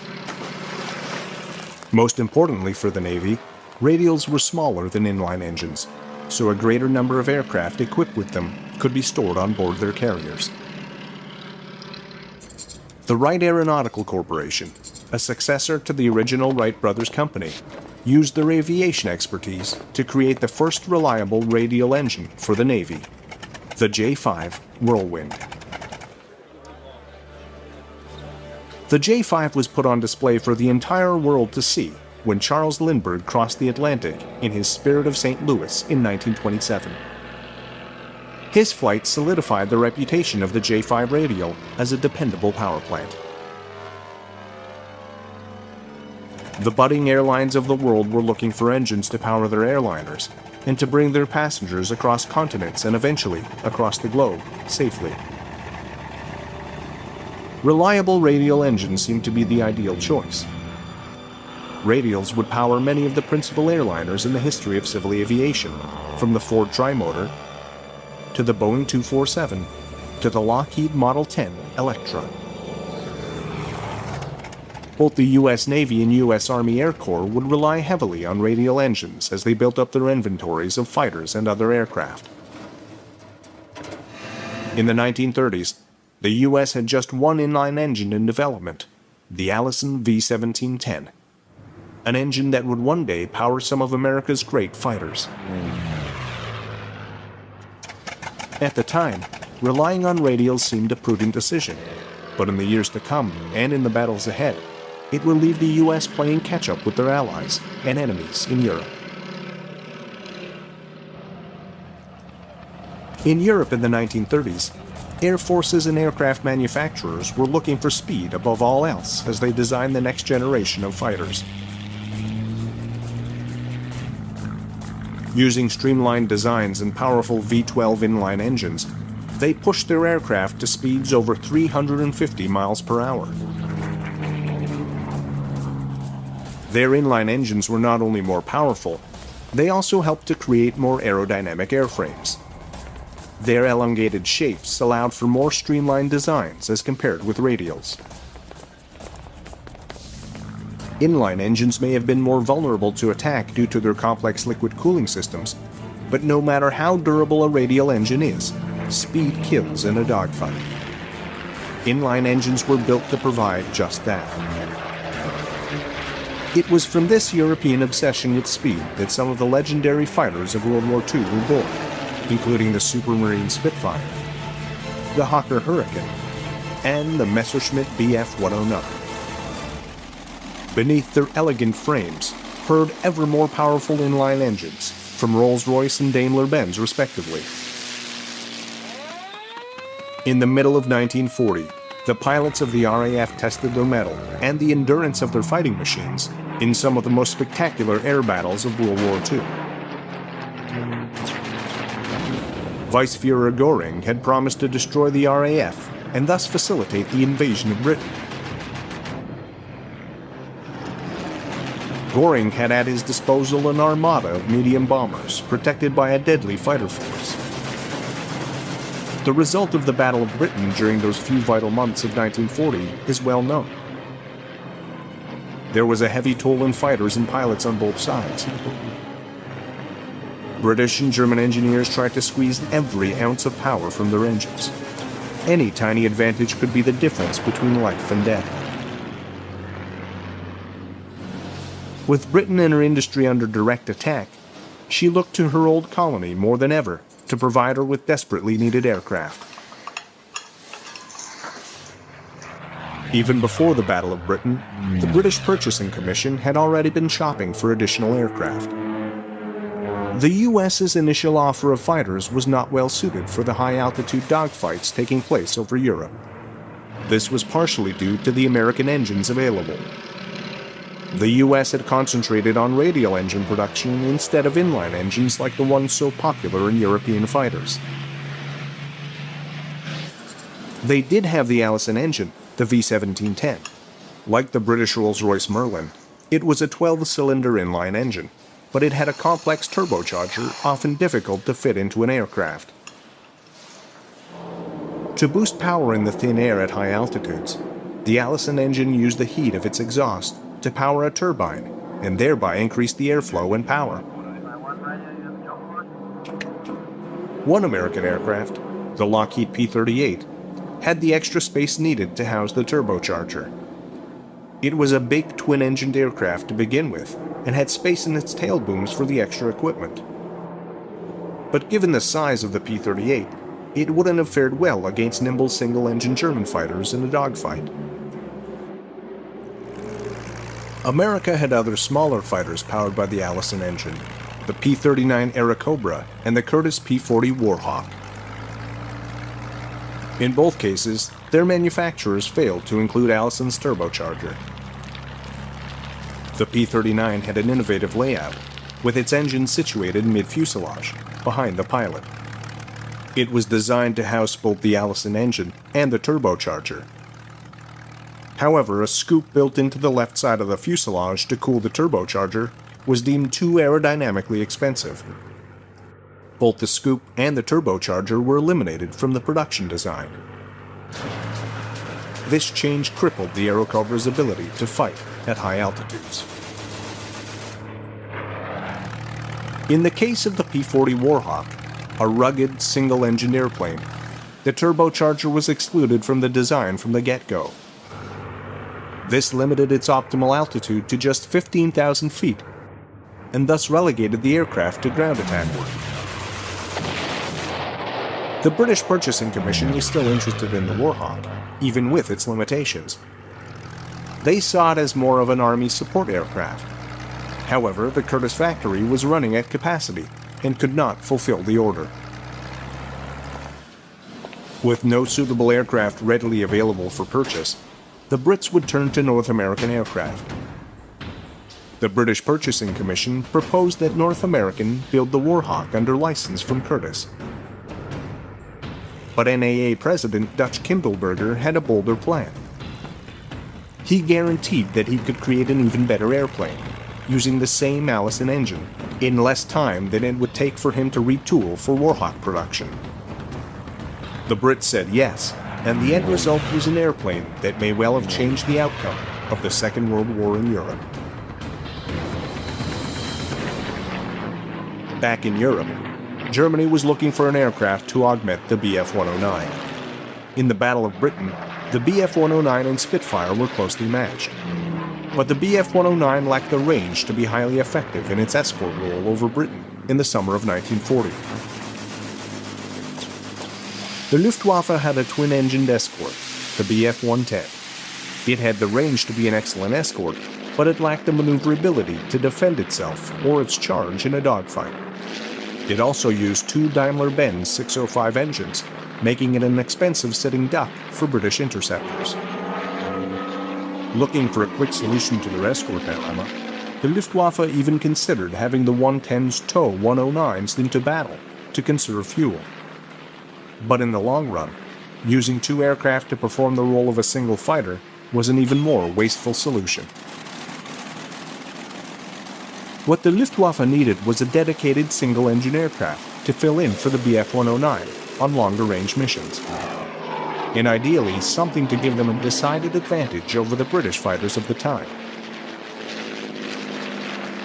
However, the Luftwaffe wanted to have its cake and eat it too. They wanted a new fighter, but they didn't want to sacrifice any of the precious 605 engines meant for the Bf-109. To the consternation of the Luftwaffe, most of the new submissions for fighter designs from German industry were to be built around this very same engine. To solve Germany's escort woes, one man, Kurt Tank, Focke-Wulf's legendary designer and test pilot, did what was almost unthinkable at the time. Since the start of the war, British and German designers had relied upon powerful 12-cylinder inline engines to power their fighters. Tank dared to build Germany's next fighter around a bomber's radial engine. The air-cooled BMW 801 radial engine had plenty of power and had proven reliable in the Ju-88 and Do-217. But radials in a fighter were a rare sight in Europe. It was difficult to build as aerodynamic a fuselage to house them in as when constructing one for a slender inline engine. Though an unconventional design track, Tank saw two reasons for encouragement. Firstly, the National Advisory Committee for Aeronautics in the U.S. had already done research on improving airflow around radial engines. Over time, they had developed the NACA cowl, which at least helped to reduce drag. This was a simple ring which fitted snugly around the cylinders of a radial engine. It not only made the engine more aerodynamic, it also improved cooling. Secondly, Tank observed that the US and Japanese navies were employing several modern carrier aircraft, all with radial engines. Aircraft like the F-4F Hellcat and the Japanese A-6M Zero. The lightweight Zero had been almost unstoppable in the early part of the Pacific War. Tank had continued to explore ways of improving his new radial-engined aircraft and reducing the drag effect, although some say his greatest task was selling the radial idea to the ministry. If that was the case, the bureaucrats must have been quickly won over by Kurt Tonk's first prototypes.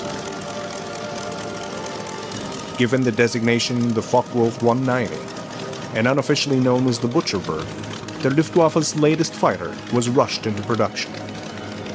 Fortunately for the Allies, the FW-190 arrived after the close of the Battle of Britain. In the summer of 1941, 5 Mark V Spitfires flying over the south coast spotted several radial engine fighters in German markings. At first glance, they were mistaken for US-built Republic Lancers. It was a deadly case of mistaken identity.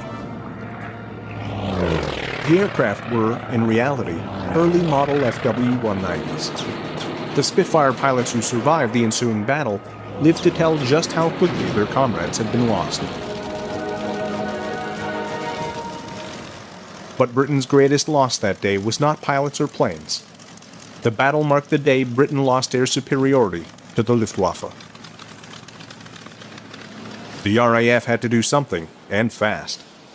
All eyes looked to Rolls-Royce, manufacturer of the Merlin engine, the power plant of the Spitfire, Hurricane, and so many of Britain's great planes. Although the company had the next-generation engine, the 12-cylinder Griffin, in development, it was well over a year away, more than enough time for Britain to lose the war.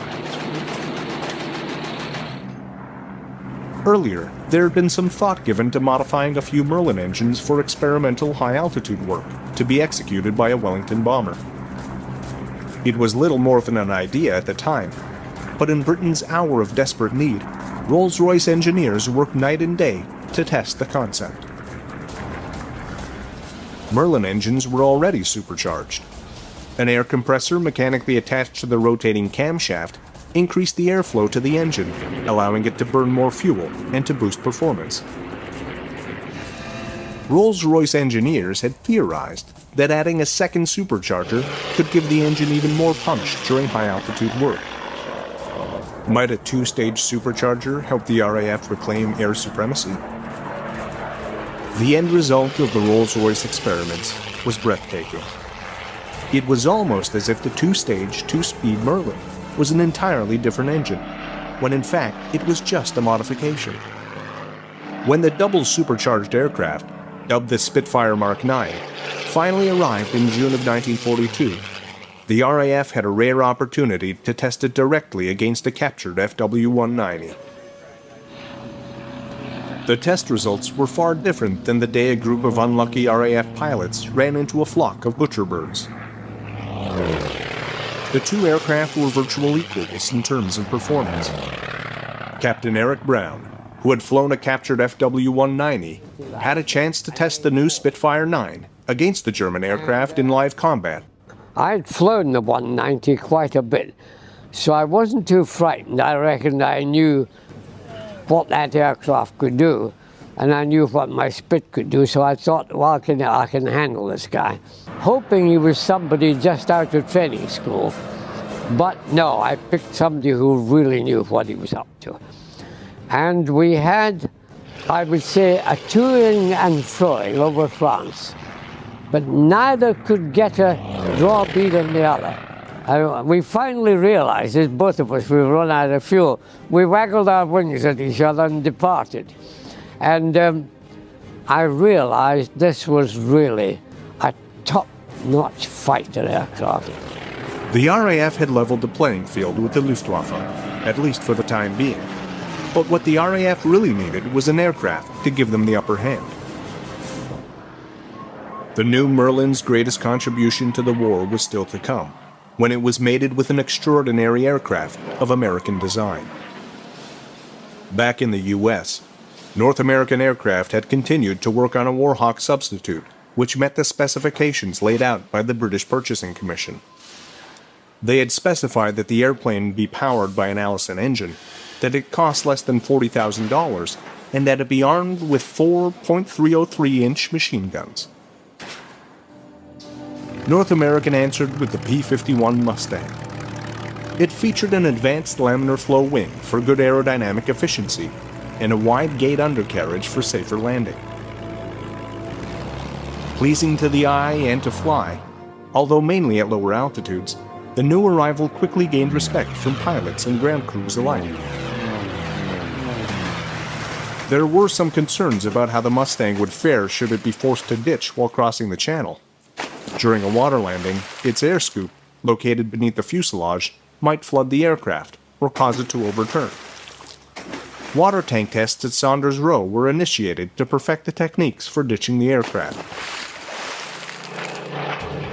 Around the same time that the RAF was getting the Spitfire Mark IX ready for combat, and the FW-190 was dominating the skies, Rolls-Royce test pilot Ronald Hawker was tasked with the mission of evaluating all aircraft powered by non-Rolls-Royce engines. He was thoroughly impressed with the P-51A, save for its poor performance at high altitude. Like the P-40 Warhawk, it had an Allison engine and no turbocharger. Hawker pondered how the aircraft might perform with the new Merlin engine. The results on paper were phenomenal. According to Rolls-Royce's calculations, with a Merlin power plant, the Mustang would not only outclass any American aircraft, but even new Spitfires using the same engine. Oddly, Hawker had to push for the mating of the Merlin 61 and the Mustang, even though the double supercharged P-51 would have outclassed the FW-190 as well. Hawker finally arranged for the marriage of the two great inventions, and test trials confirmed his hunch. The Mustang was a war winner. The main challenge was to produce enough aircraft and engines to reclaim the skies of Europe. North American would tweak the Mustang design to accommodate the Merlin 61 engine. It was a much more powerful engine, so the original P-51A airframe had to be reinforced. As well, the three-bladed prop was exchanged for one with four blades. The addition of plumbing for drop tanks might have seemed a small change, but it would have a great impact on the air battles to come.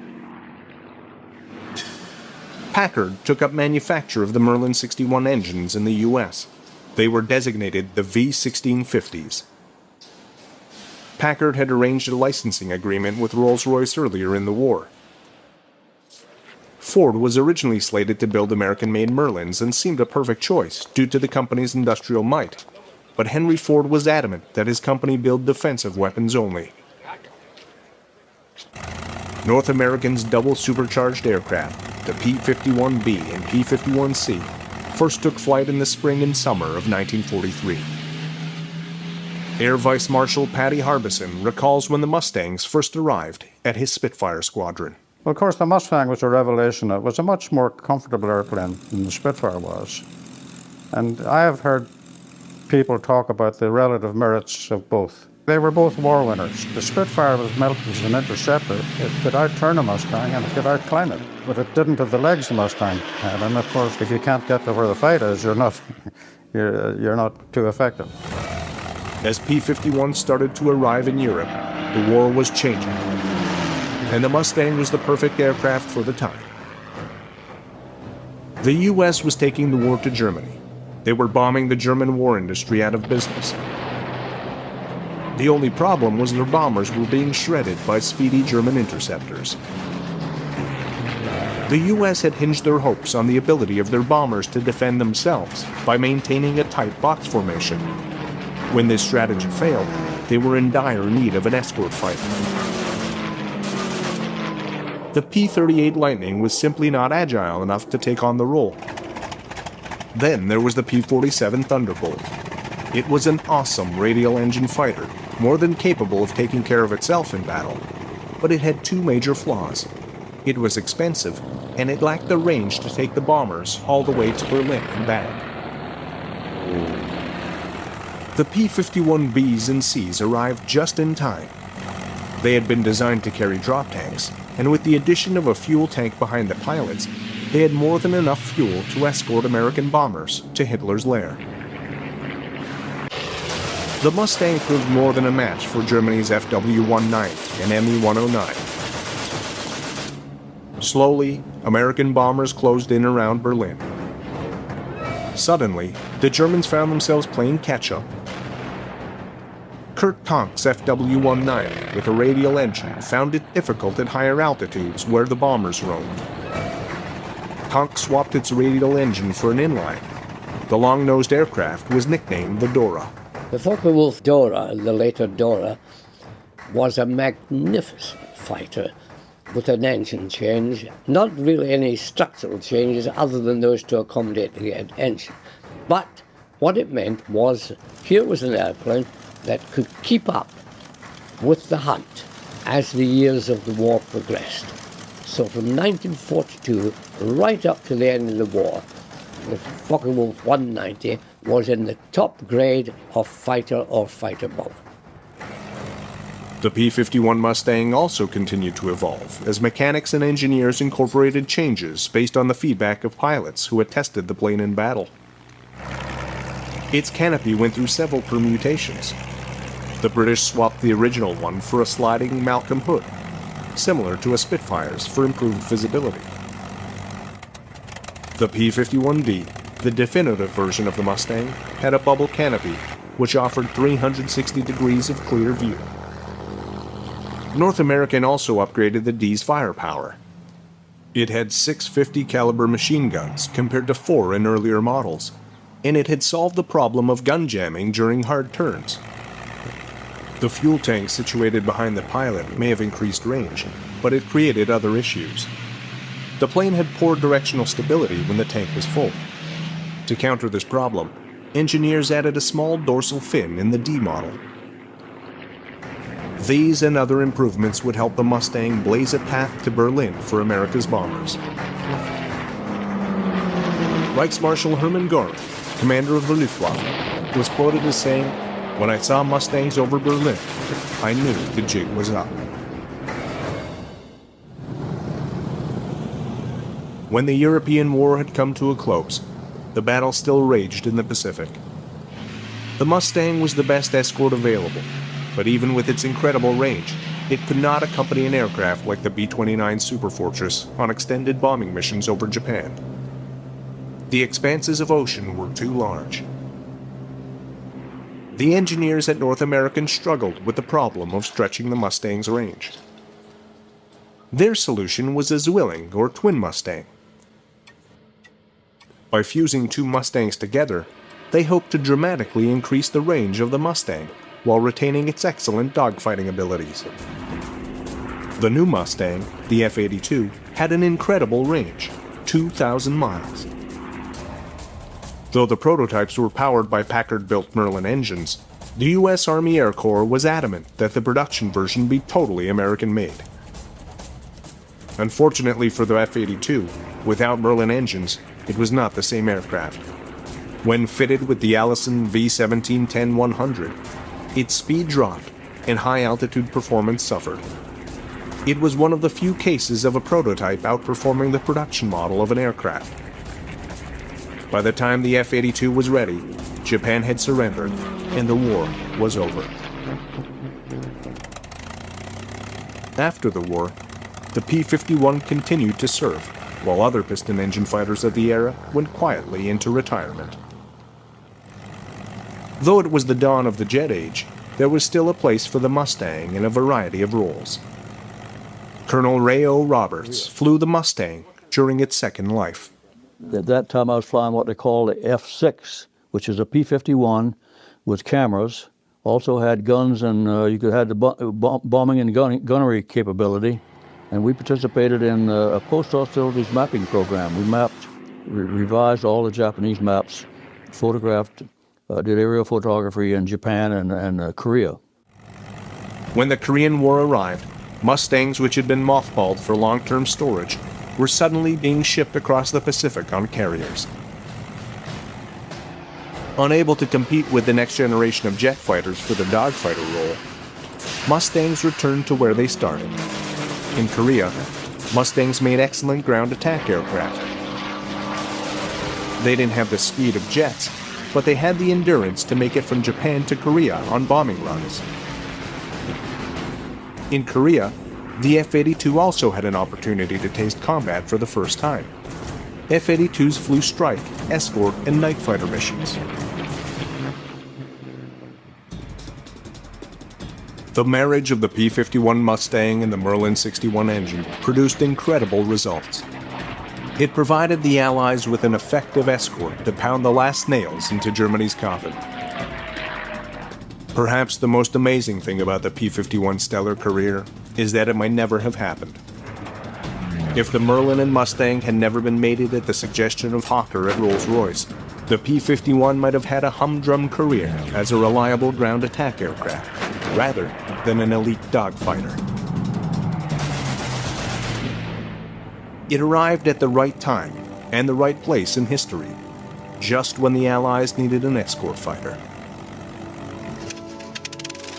The P-51 was the end result of years of aircraft and engine development.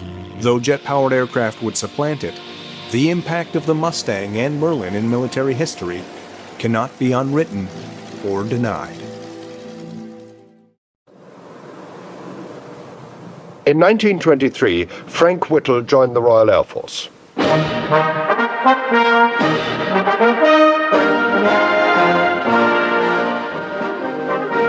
The 20s and early 30s were the formative years of the RAF. It was small, select, highly trained.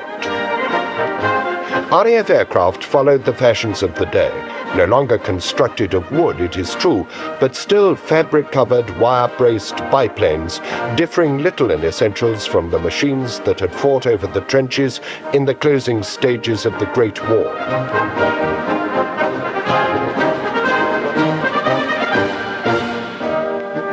On joining the RAF as an aircraft apprentice, Frank Whittle was trained as an airframe rigger, a trade he was never in fact to practice, for on completion of the 3 years course, he was selected to a much-coveted cadetship at the then newly created RAF College at Cranwell, where he learnt to fly and was duly commissioned as a pilot. So I first went solo on the Avro 504K, and then on the Avro Lynx, then from there to the Bristol Fighter, then the DH-9A, and then on to the Siskin in my last term. To be an RAF pilot was in those days a most agreeable position for a young man, flying from neat grass airfields all graced with well-appointed messes, a chain of exclusive flying clubs stretching from Britain across the Empire.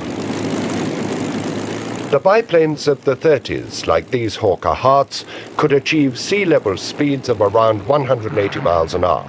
The fastest single-seater of the time only managed just over 200. But as they climbed into the thinner air, their performance dropped drastically, a characteristic of the piston engine propeller combination. Frank Whittle, while a cadet at Cranwell, had written a paper, Future Trends of Aircraft Design, in which he had predicted speeds of up to 500 miles an hour. This would be impossible to achieve with biplanes due to the drag inherent in their design, for however powerful their engines, the maximum speed of a practical biplane would be limited to around 250 miles per hour. The 1929 Supermarine S6 Schneider Trophy seaplanes were to prove the point. That year, their 2,300 horsepower Rolls-Royce R engines had enabled them to win the trophy at 340 miles an hour. Later, in 1931, with still more power, one of them became the world's first aircraft to exceed 400 miles an hour in level flight. Yet in a sense, the Supermarine S6s were a red herring. Their very success obscured the fact that their performance was very nearly the practical limit obtainable, a fact that Cadet Whittle had realized at Cranwell. One of the things that I did was work out what I now know was the well-known Breguet equation, which indicated that if you wanted to fly both fast and far, you'd had to fly at such a height that it was quite beyond the and at such a speed that it was quite beyond the piston engine and propeller combination.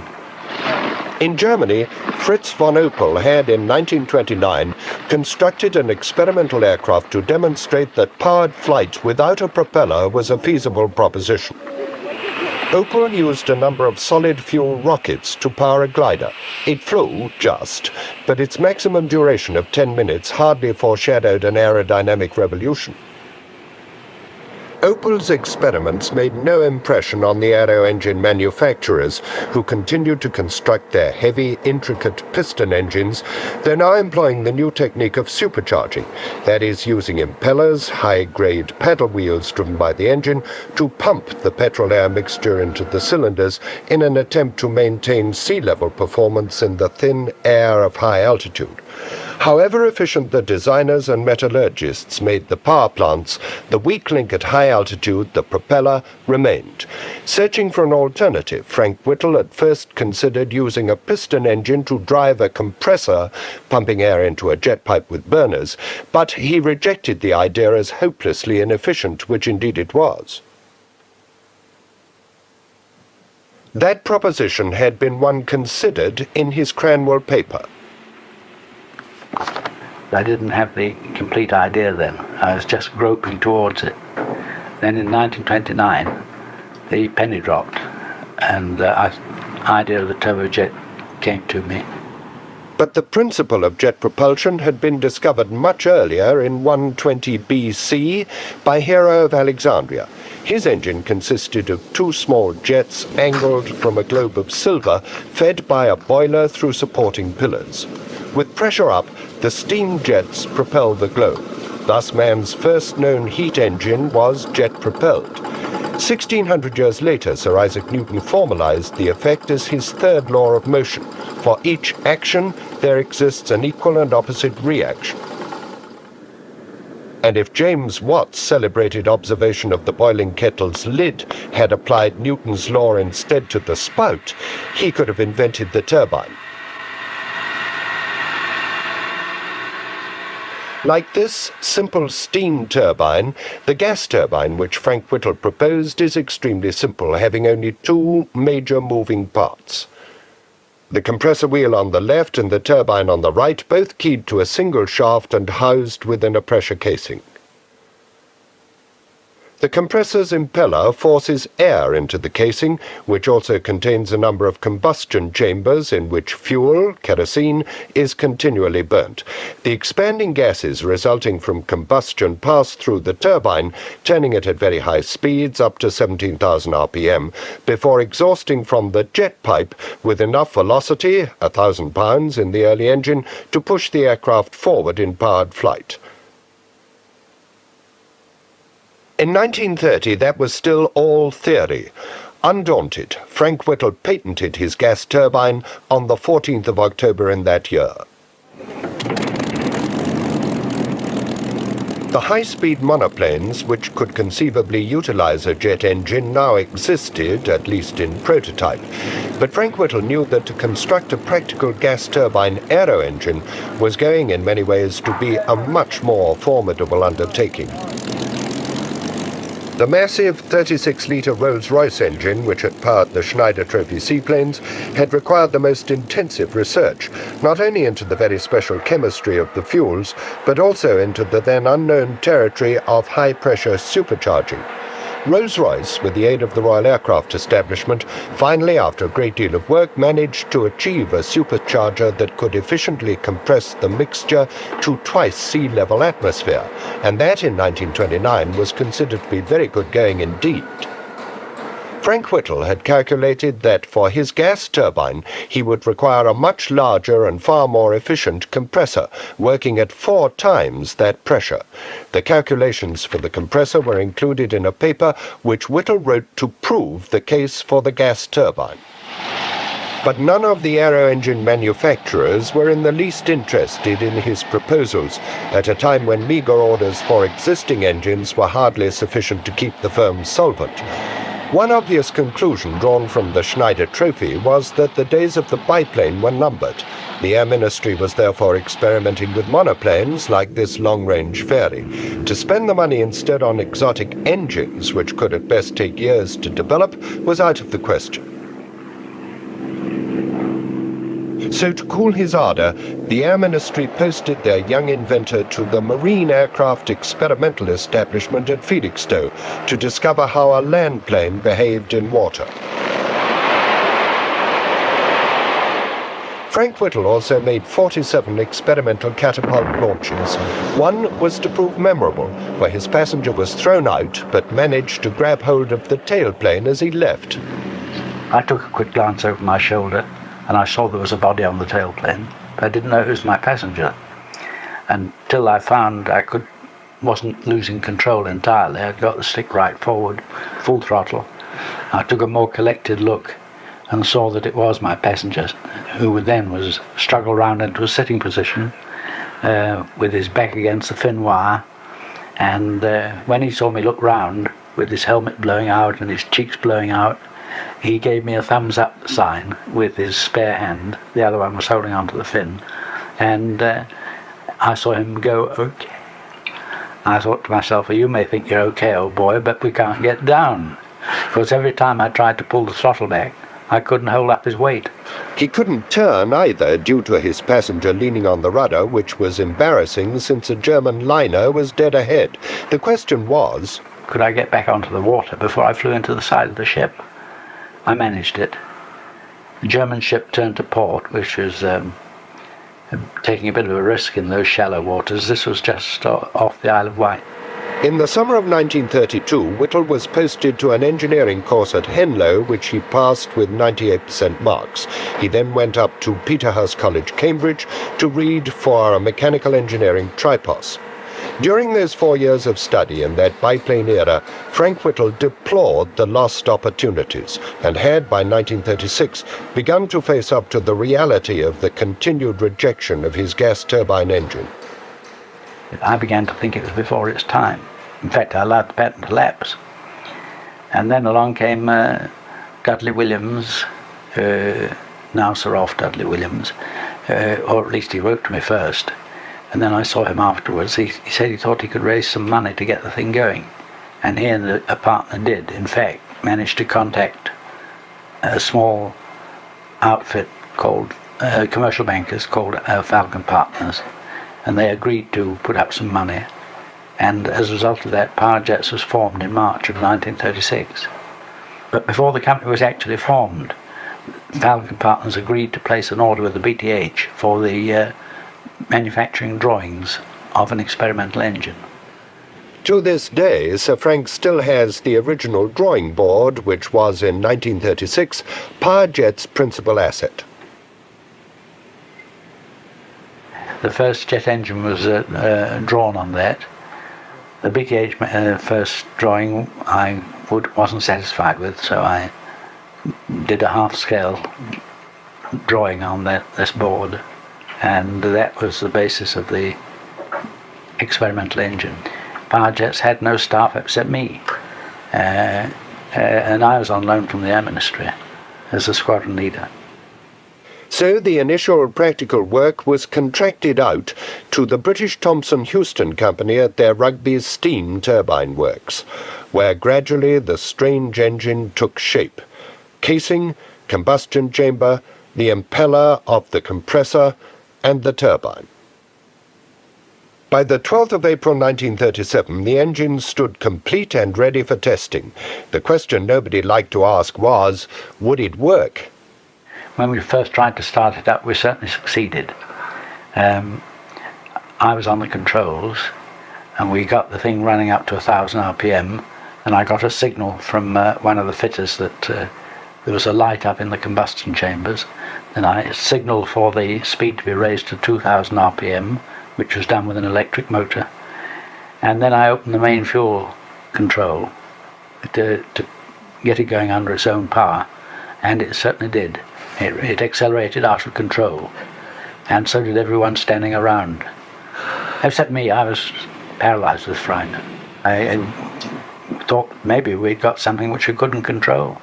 It went up to about half full speed, up to about 8,000 RPM, and then fortunately stopped accelerating. The reason was that there was a lake of fuel had collected in the combustion chamber, which we didn't know anything about. On its second run, the engine seized solid at 12,000 RPM. It was rebuilt and then run up to 13,000 RPM, with, Sir Frank remembers, a noise like an air raid siren. After those early test runs, the BTH management, not unreasonably, decided that a move to a rather more rural location was perhaps desirable. In the village of Lutterworth, the company owned a derelict property known as Ladywood Works, the name being a great deal grander than the location. Oh God, it was terrible. It was an old disused iron foundry. They were the rickety old floors. Old Whittle had an office right like a rabbit hutch, you know, and it was a really terrible place. It had one test bed, as I remember. I can't remember what the workshops were like, but it was a pathetic setup, really. With delays caused by the move and the chronic shortage of everything, especially money, it took a year to rebuild the engine, which seized up, to be yet again rebuilt in its third and final form, to become the prototype of the engine which would eventually fly, with the 10 interconnected combustion chambers. These were to prove one of the most difficult components of the engine to get right. This is that original Whittle engine, the first in the world to run, now preserved in the Science Museum, London. Incredibly, in spite of being constructed from salvaged parts, it ran remarkably well. It was getting up to speeds of about 16,500. By the time we were getting it to this stage, it had been through so many mishaps that it was really a heap of junk. And so rather, when I look back on it, it rather surprises me that we got it up to 16,500. That was in June 1939. By then the Germans had annexed Austria and the Sudetenland of Czechoslovakia. The Munich crisis of September 1938 had passed, and of the peace in our time, then predicted by Neville Chamberlain, just 3 months remained. Since 1933, when Hitler first came to power, the Luftwaffe had been training and growing, secretly at first, then openly, until by 1938 it was revealed to have achieved and surpassed parity with the RAF. There was to be little doubt as to the quality of the Luftwaffe.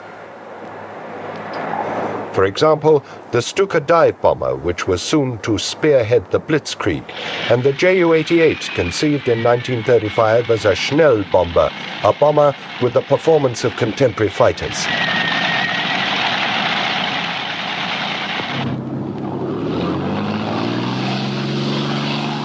To counter the Luftwaffe expansion, the RAF began to rearm. In 1936, the prototype of R.J. Mitchell's Spitfire had flown, as had the Hurricane, and both were now in full production to re-equip the fighter squadrons of the RAF, many of which were to fly biplanes until mid-1939. In the 12 months' grace between Munich and the outbreak of war, the long years of neglect of the RAF were to some extent made good. By September 1939, Fighter Command was at last equipped with modern aircraft, backed by an efficient radar-based fighter control system, and was considered to be able to counter the Luftwaffe. However, if anyone at the Air Ministry had thought that the German aero engine industry might have made the transition from their turbo superchargers to a gas turbine and be producing a German jet, then their appreciation went unheeded. In point of fact, the Germans had already made that step. It was the experimental Heinkel 178, powered by a jet engine designed by a young physicist from Göttingen University, Hans Pabst van Oene, who in 1936 had approached Ernst Heinkel with a proposal to build a gas turbine. Heinkel agreed to provide the facilities and finances for van Oene to build an experimental turbine which ran on hydrogen. The turbine produced only 176 pounds of thrust, but it impressed Heinkel sufficiently for him to back the development of a flight engine. With the backing of a large aircraft factory, the engine, similar to Frank Whittle's, was built and bench-tested by the winter of 1938. On completion, the engine was installed in the specially built HE-178, which was ready by the 27th of August 1939 to make the world's first gas turbine-powered flight. Van Oene remembers the day well. Well, we had a short airfield. Wartz had already, the day before, taxied the aircraft, and he thought he could make it. It was an early morning, slightly foggy, but only very slightly foggy. And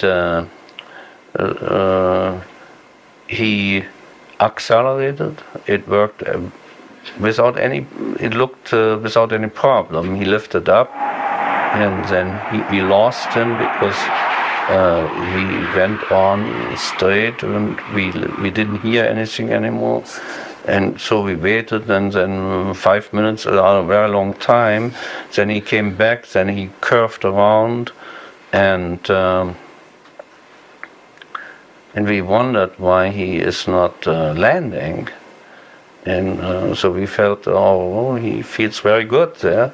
But the fact was that he couldn't really see, because the glare of that fog, he said, was terrible. The sun came up, and when he wanted to land, it was such a glare he couldn't really exactly see the airfield. So he made several rounds until he could really safely set down. Test pilot Vasitz, Heinkel and von Oene celebrated with a champagne breakfast, perhaps a little prematurely, for 5 days later Germany was at war. In stark contrast to the plenty enjoyed by von Oene, Frank Whittle struggled with his single battered engine and was in those last weeks of peace suffering from an early example of catch-22. Because the power jets was on the point of going broke, the Air Ministry was very reluctant to place any contracts, you see. They thought the firm was too rocky. But we were getting small contracts, you know, £5,000, and then they paid for the second reconstruction of the engine at about £2,400. And altogether, by the time the engine was showing signs of being worthwhile, we'd spent about £20,000 all told, private money and Air Ministry money. But the real turning point was when the Director of Scientific Research came to Lutterworth, where we were testing the engine, and saw it run up to 16,500 RPM, and he became, for the first time, completely sold. Up to that time, they'd been paying the money on the basis that the job was really long-term research. One result of that official visit was that all of Powerjet's work became subject to the Official Secrets Act, which made raising capital even more difficult. But the Air Ministry had at least bought the long-suffering original engine and had placed a contract for a flight engine, the W1, to power an experimental aircraft which the Gloucester Company were to design and build, the Gloucester Whittle E-2839. But it was still on the drawing board when the Second World War broke out, and all that Powerjets had was a model. The war, at first, at least in Britain and France, called the Phony War, was soon to change, to become the reality of Dunkirk and the Battle of Britain.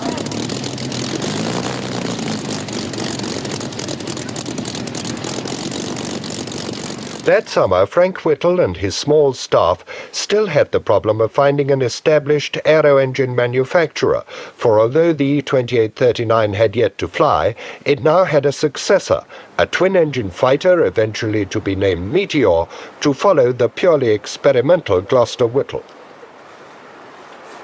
The obvious choice, Rolls-Royce, were like the other major companies fully stretched supplying aero-engines for war production. Another difficulty was Frank Whittle's concern that a big company might absorb Powered Jets, whose patent position was far from satisfactory. The patent position was not strong, the first master patent having lapsed. We had several other patents, but I didn't think that the patent position was very strong. So we were looking for subcontractors who were not likely, as we thought, to start competing with us. And it's happened that the wife of one of our directors was a friend of the wife of a director of the Rover Company, and as a result of that, we invited the Rover Company to act as subcontractors to us, which they agreed to do.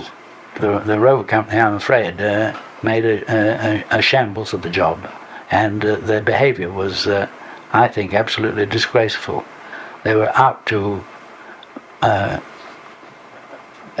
get direct contracts, which they succeeded in doing. They did all sorts of dirty tricks. For instance, they got permission from the ministry to be responsible for the drawings. Well, on one occasion, manufacturing drawings, on one occasion we asked them to let us have a drawing of the compressor casing, and when it came, we found that it was, you might say, a breach of copyright, because it was in one of a photostat of one of our own drawings with all reference to power jets removed, as though it were a rover company drawing. But unfortunately for them, they'd left in the bottom right-hand corner the names of our draftsmen, so that it was pretty obvious that it was merely a photostat of our drawing. And after that, I became much keener on getting a Rolls-Royce into the picture. The first Rolls-Royce man to visit power jets was Stanley Hooker. Well, it was in January 1940 when Hayne Constant, who was the Director of Engine Research at the Royal Aircraft Establishment, took me to Lutterworth to see the engine. I'd never heard anything about it before. Constant used to come to Derby to discuss the Merlin Supercharger with me. And one day he said, I'm going to take you to see this jet engine, which was secret at the time. I met Whittle, and then he showed me his engine and discussed it with me, described it and so forth. And I can't say I was an immediate convertee to jet propulsion. I hadn't really studied it sufficiently for that. But I must say that standing by his engine when it was running, and they used to run more or less in the open in those days, one always had the sensation here was tremendous power, you know. Stanley Hooker's brilliant work on the supercharger for the Merlin shared common ground with Whittle's jet compressor.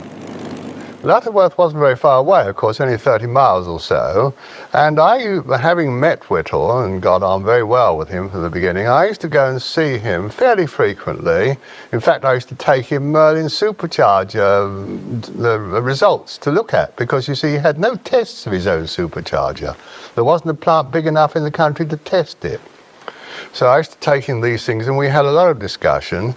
And eventually, when his engine was running at about 1,000 pounds of thrust, I went to see Hives, Lord Hives, or Mr. Hives as he was at the time, and tried to persuade him to go to Lutterworth and see the engine.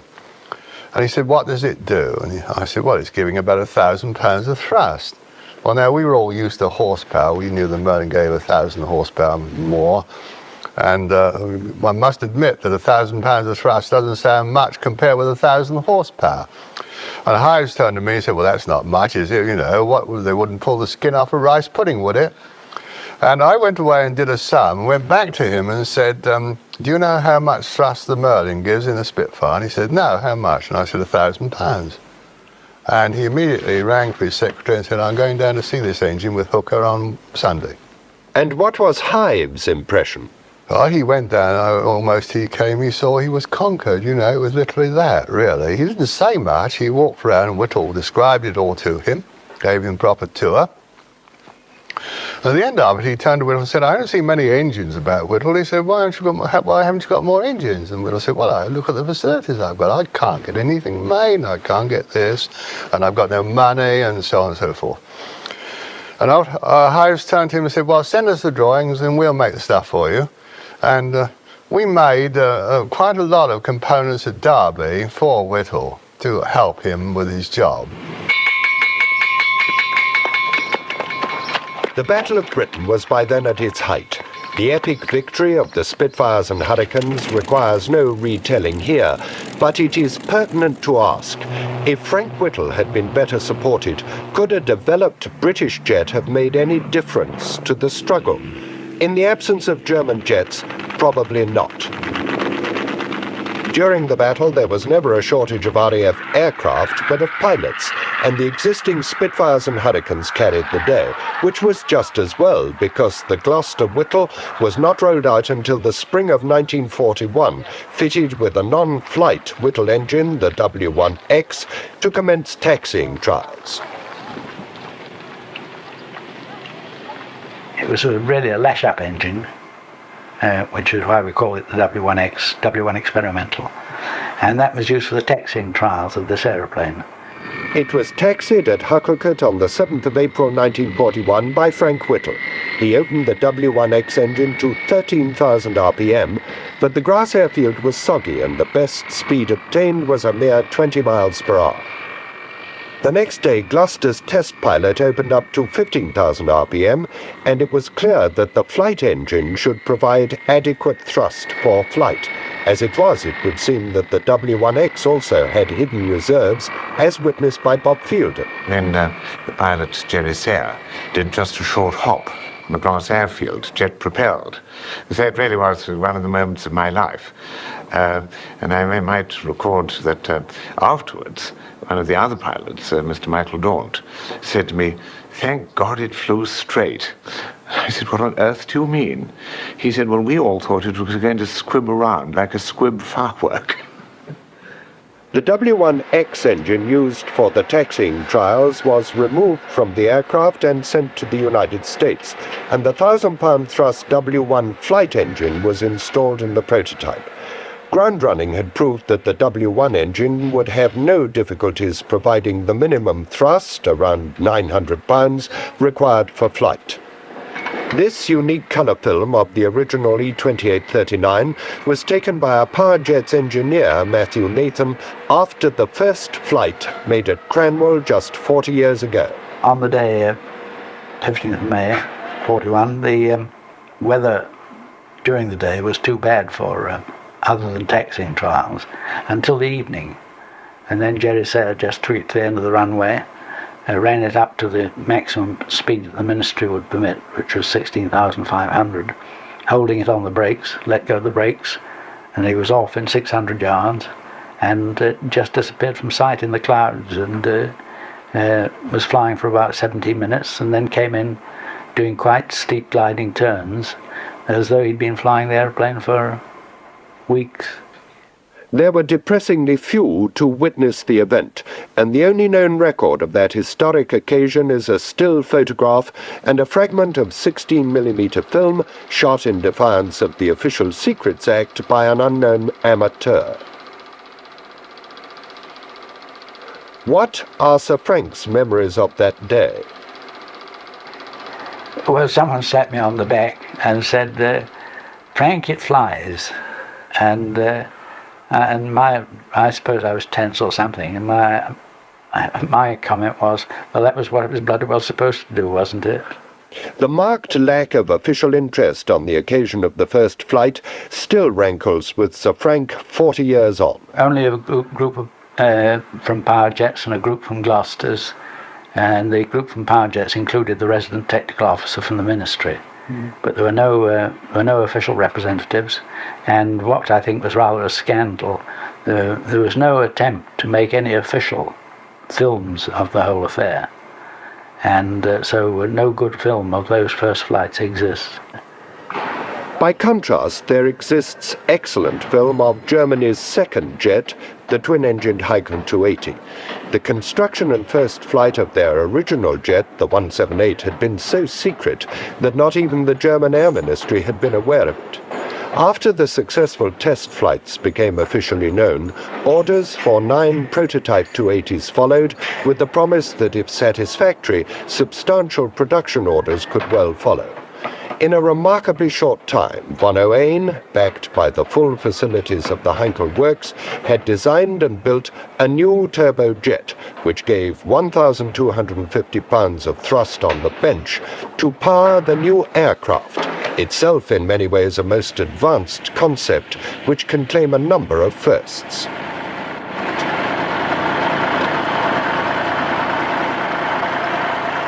It was the first twin-engine jet, the first with a tricycle undercarriage, and the first to fit and later to use an ejector seat.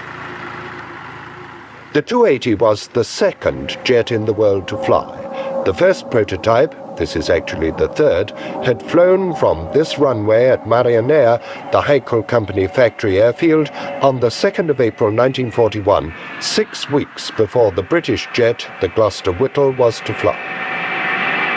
It's instructive, therefore, to see the progress that could be achieved given adequate backing, and there is no doubt whatsoever that if Whittle's project had enjoyed the same facilities, the Meteor could also have flown by this time.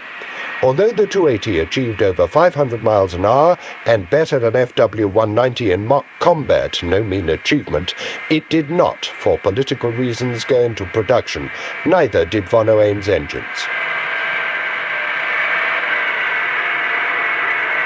The sole Allied jet in 1941, the E-2839, was, after its inaugural flight, extensively used to test fly a new Whittle engine, the W2B, installed in the Meteor.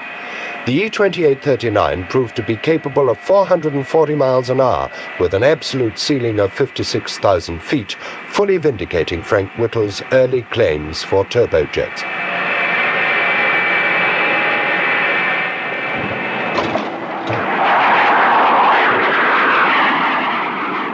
However, the Whittle W2B was to prove a most difficult engine to develop.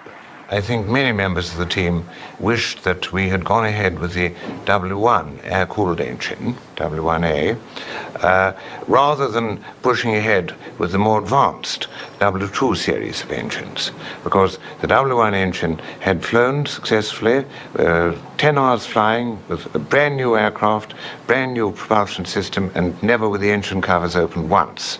And that, I think, must be an all-time record in aviation. That success of the E-2839 led in some ways to an over-optimistic program for the Meteor. The ministry required 1,200 Whittle engines and 500 airframes. The question concerning Frank Whittle was who was to produce the engines.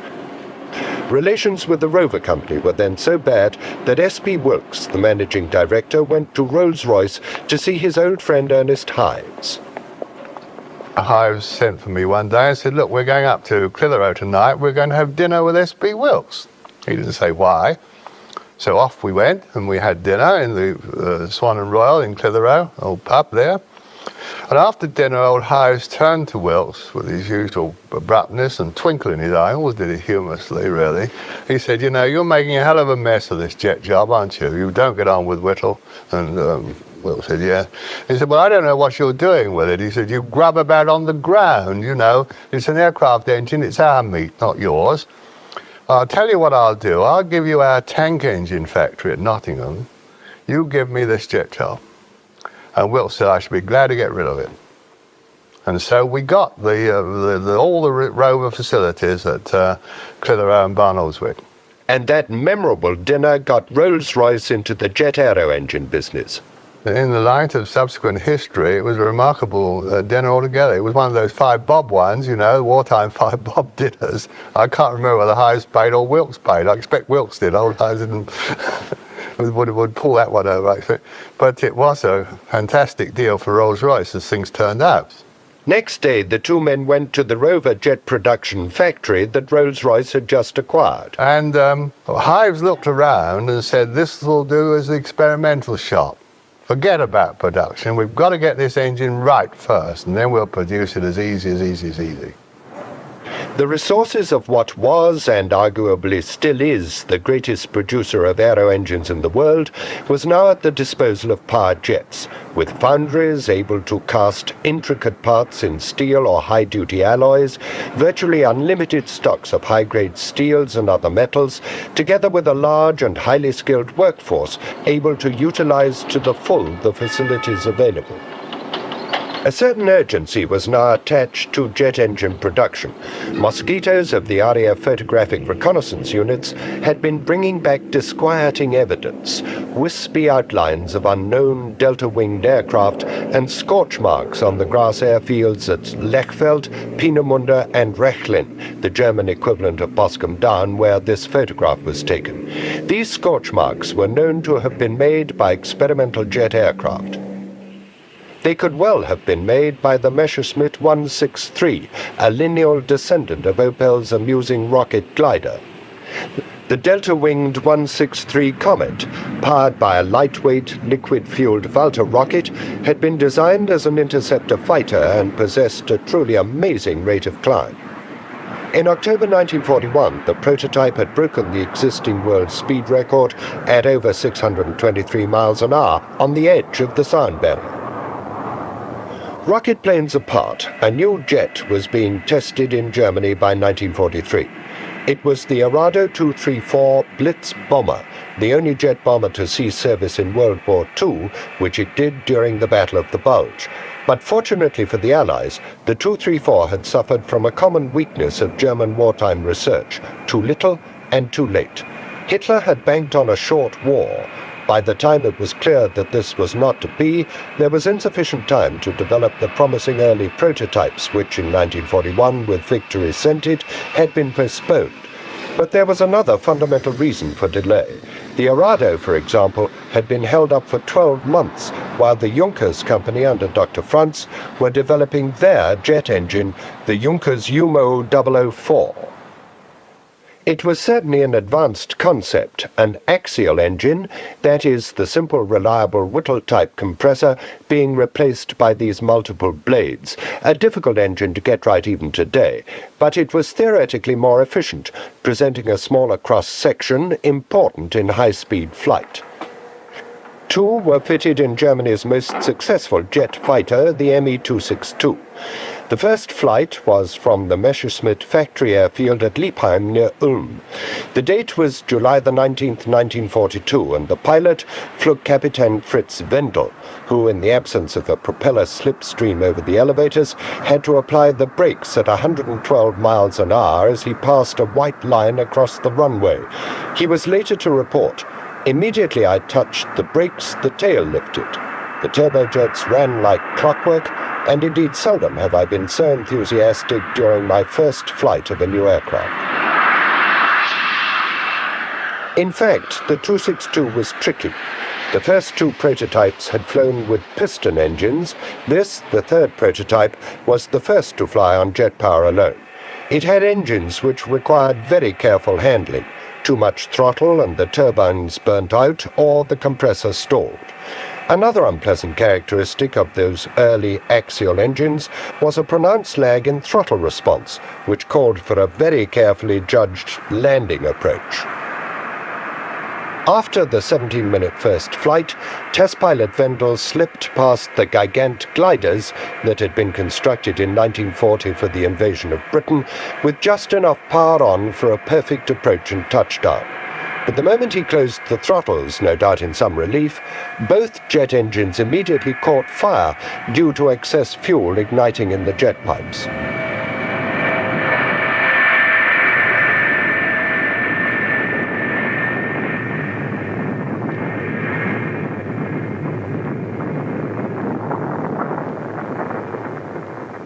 The fires were soon put out, but they were an omen of long delays caused by Luftwaffe indifference, and later Hitler demanding that the fighter be capable of carrying bombs. There were other problems with the engine, and 262s were not to see action until October 1944 to intercept the high-flying B-17s of the U.S. Army Air Force.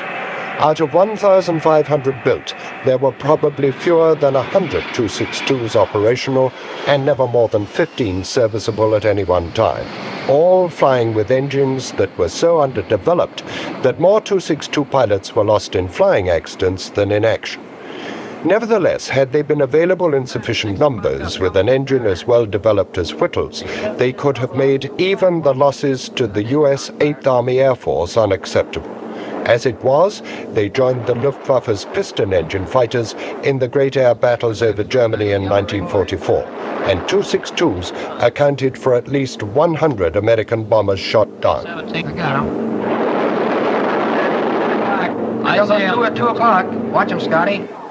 At that time, the only operational Allied jets were 16 Meteor 1s powered by Rolls-Royce Merlin engines developed from Whittle's design. The aircraft were hastily converted from a training to an operational role for 616 Squadron, the first in the RAF to fly jets, to intercept the very fast V-1 flying bombs. The first jet versus jet combats followed during the summer of 1944, though, admittedly, they were a little one-sided.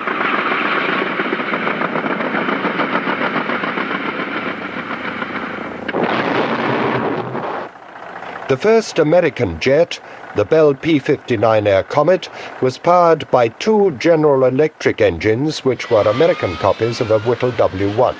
The General Electric Company had built their version in just 4 months, but too late to see service. In September 1944, the Minister of Aircraft Production, Sir Stafford Cripps, visited Power Jets, and Whittle suggested the nationalization of the entire jet aero engine industry. What I visualized was a single cohesive unit with Power Jets at the hub of it, you see. And I even thought it possible that I would be the chief engineer of the whole business, since we'd started it, and our engines were, in my opinion, still the best. Sir Stafford came, saw, and confiscated. The only company to be nationalized was Power Jets itself, whose staff thus became civil servants. It was a blow to Frank Whittle, for with the end of the war within sight, the Miles Company had designed the M52, which was to have been Britain's first supersonic research aircraft, to be powered by a Whittle-designed engine, which would have been the first ducted fan. This and other projects were under intensive development. But the fate of the M52 project began a fashion to be followed by successive governments. In February 1946, when the design was 97% complete, it was cancelled, along with all the other advanced engine projects of Power Jets, which was to become simply a test facility for other companies' engines.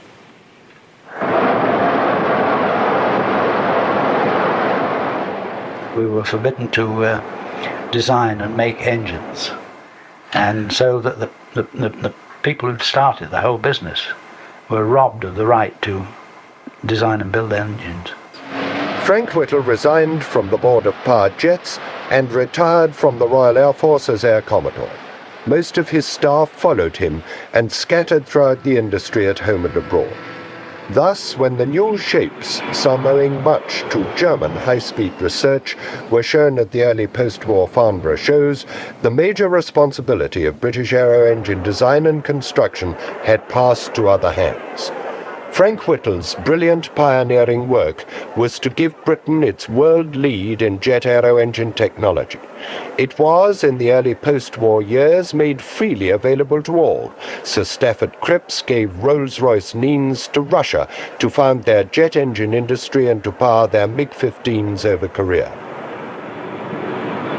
Britain's second jet fighter, the de Havilland Vampire, was begun during the war, but too late to see service.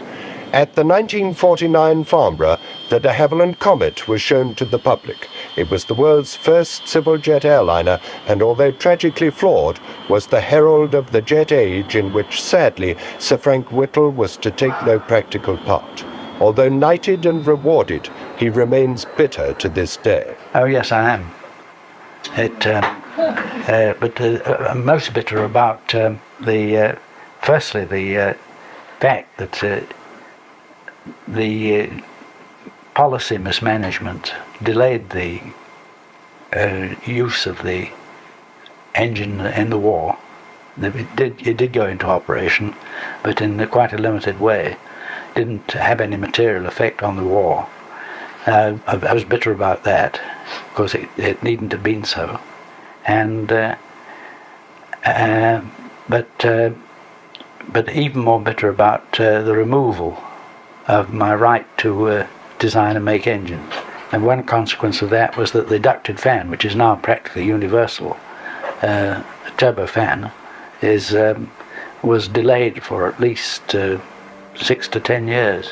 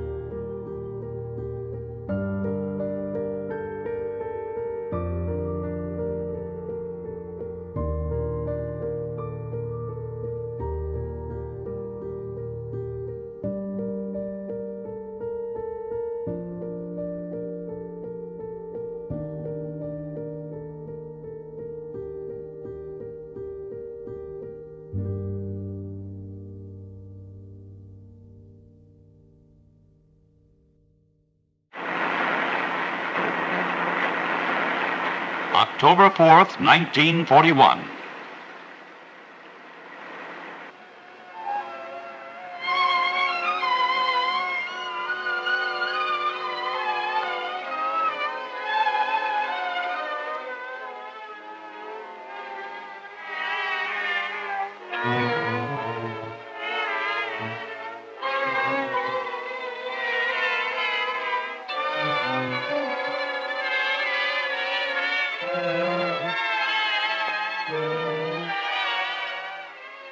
Incredible as it may seem, these crates marked the start of the development of the first jet engine in America. They contained an experimental engine which was flown to the United States from Great Britain under great secrecy in the fall of 1941. This flight was the direct result of a conference in the Washington office of General Arnold a few weeks earlier. Here was the actual beginning of the jet story in America. What? Give you the Whittle engine. Consult all you wish. Arrive at any decision you please, just as long as General Electric accepts a contract to build 15 of them. These were the plans of the first turbojet engine that had been successfully produced by any of the Allies. They were the results of a long, hard struggle by England's group captain, Frank Whittle. He had worked toward jet propulsion in the face of many difficulties, and he had succeeded. The Air Corps felt that jet propulsion had tremendous possibilities, and the British Air Ministry made all their information available to the United States. The men of General Electric knew from their with the National Advisory Committee for Aeronautics that the essentials of a turbojet were a compressor and a engine. I cannot overemphasize the secrecy and the importance of this work. We know that both the Italians and the Germans are working on jets. I hardly need tell you that they must not win the race. General, given unlimited priority, we will have the first unit running on test in 6 months. 6 unbelievably short months in all to plan, design, and build the first American jet engine for a revolutionary new principle of flight.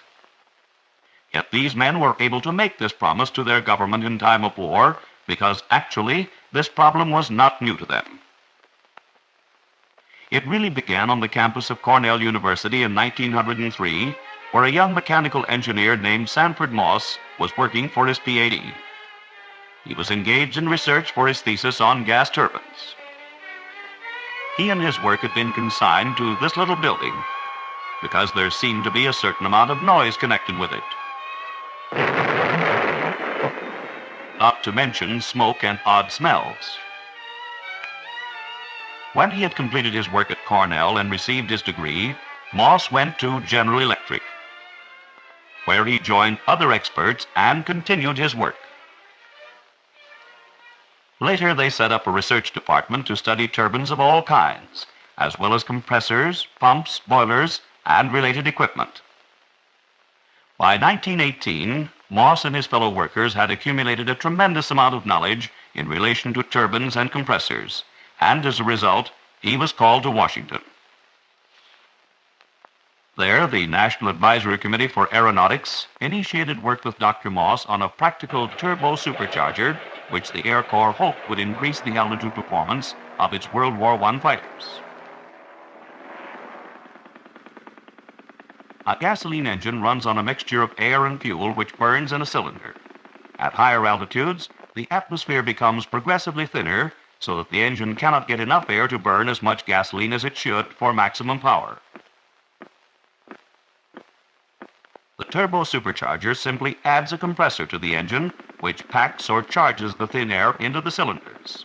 This allows the engine to burn more fuel and deliver full power. The compressor is run by a turbine, which is turned by the exhaust gases of the engine. Moss's work on the turbo continued, and his improvements had a tremendous influence on aviation. In 1920, the Army established a world altitude record of 36,000 feet, proving the turbo with air so rarefied that the pilot became unconscious and fell almost 6 miles before pulling out. General Billy Mitchell's famous test, which demonstrated for the first time The tremendous importance of air power was actually made possible by Moss's turbos. Mitchell's plane had to come in at 15,000 feet in order to avoid theoretical anti-aircraft fire.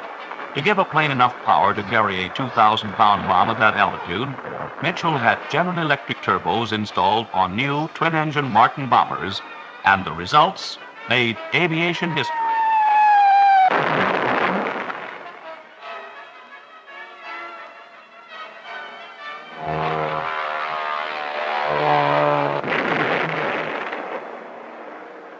With the beginning of World War II, the Air Force's interest in turbos was greatly intensified. They quickly became standard equipment on such outstanding aircraft as Republic's Thunderbolt, Lockheed's Lightning, Consolidated's Liberator, and old reliable, the Boeing Flying Fortress. The high-altitude daylight strategic bombing operations which destroyed the strength of our enemy in Europe would not have been possible without turbos. They have contributed immeasurably to the science of flight and continue to do so. They are used on some of today's finest piston engine planes. The most formidable weapon the world has ever seen was carried by a turbo supercharged plane.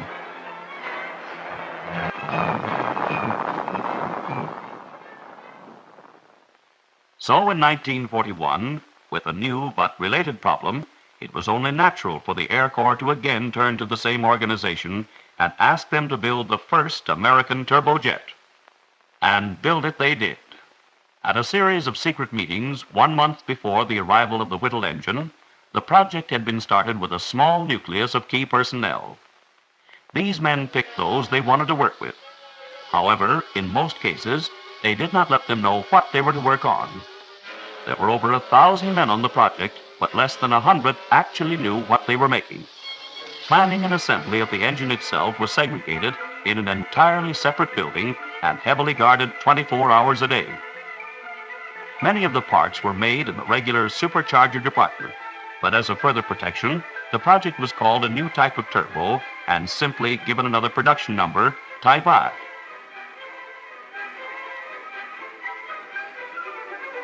All the vast resources of the company were thrown behind the project. The knowledge gained in years of production and design of giant turbines of every kind. The research laboratory for special metals. The experience gained in the manufacture and operation of thousands of turbo superchargers. And the vast store of knowledge of the consulting laboratories. During the actual design and manufacture under D.F. Warner, these great resources led to the modification and improvement of the Whittle engine. For example, the English had trouble with turbine bucket forgings because of the high temperatures involved, but it was an old story to these men, and their long experience with turbos hastened the solution to this problem. Also, the English impellers had been giving trouble because of cracking, but skilled craftsmen were already making hundreds of thousands of successful impellers for all types of superchargers. American techniques of rotor balancing were very advanced and contributed greatly to smoothness of operation. Yet in spite of the diversity and size of the operation, there was not a single failure in security.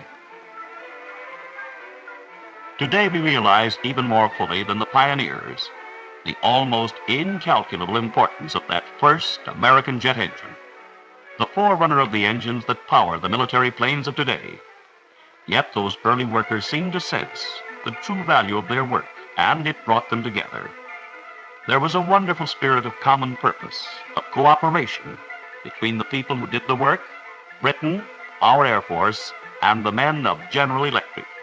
In this atmosphere, the engine grew at an unbelievable rate, until at last the first engine, right on schedule, rolled under heavy guard into the test cell. Now they would see the results of 6 months of round-the-clock effort. But they would see much more than that. They would see the birth of the jet engine in America. They would see the first really radical change in air power since the Wright brothers' flight so many years ago. They would see the first faint beginning of a whole new era in the age of flight. That is, they would see it if the engine ran.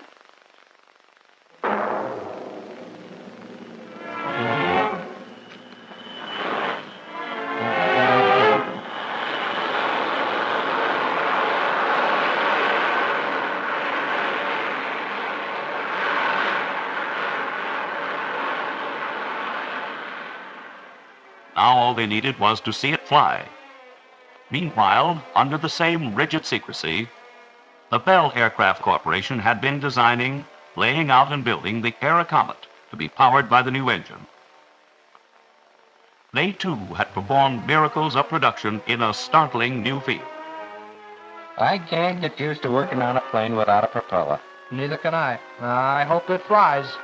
There were a lot of other people who hoped it would fly too, from top brass to Joe Average Man walking along Main Street, USA. Of course, he wouldn't hear about this particular plane for 2 or 3 years, maybe never.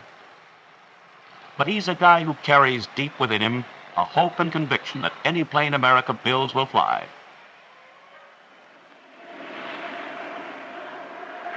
These are the original films of the first jet plane ever to fly in America.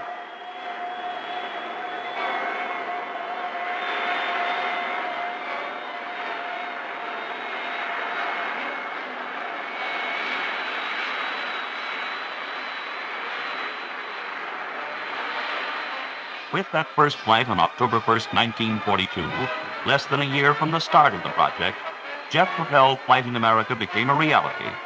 They had gotten off to a flying start, but in a race, it's the stamina that counts. So everybody kept right on working. The original engine, the IA, delivered 1,400 pounds of thrust.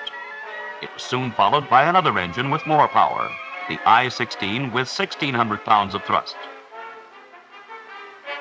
Then came the J-33 with 4,000 pounds of thrust, and the jet engine really came into its own. The first flight of the J-33 was in June of 1944 in a Lockheed F-80 Shooting Star, again less than a year from the start of the project. This outstanding plane set many records, such as coast to coast in 4.5 hours, and became our first operational jet platform. In order to get the jet industry moving and in the interest of national defense, GE passed along its plans to other manufacturers. Allison began mass production of the J-33 engine to help meet production requirements of the F-80 Shooting Star. The British Whittle engine and the first engines designed by GE used compressors of the centrifugal type. In these, air enters the hub and is hurled radially outward. However, even prior to seeing the British engine, work on an axial compressor had been started with the National Advisory Committee for Aeronautics. In this compressor, air flows in a straight line to the rear. The axial compressor increases the engine's efficiency and handles a greater volume of air without increasing the engine's diameter. Long-range research led to an axial flow J-35, which powered the Republic Thunderbolt, and the Douglas Skystreak, holder at that time of the world's official speed record of 640 miles per hour. 8 of these powerful new jet engines were also used in Northrop's 100-ton Flying Wing and many other planes in the rapidly developing jet field. During these years of progress with land-based aircraft, the Navy had worked with the McDonnell Aircraft Corporation and Westinghouse to develop the Phantom. Proof that problems associated with carrier-based aircraft were not beyond solution came with the Phantom's first takeoff and landing from an aircraft carrier.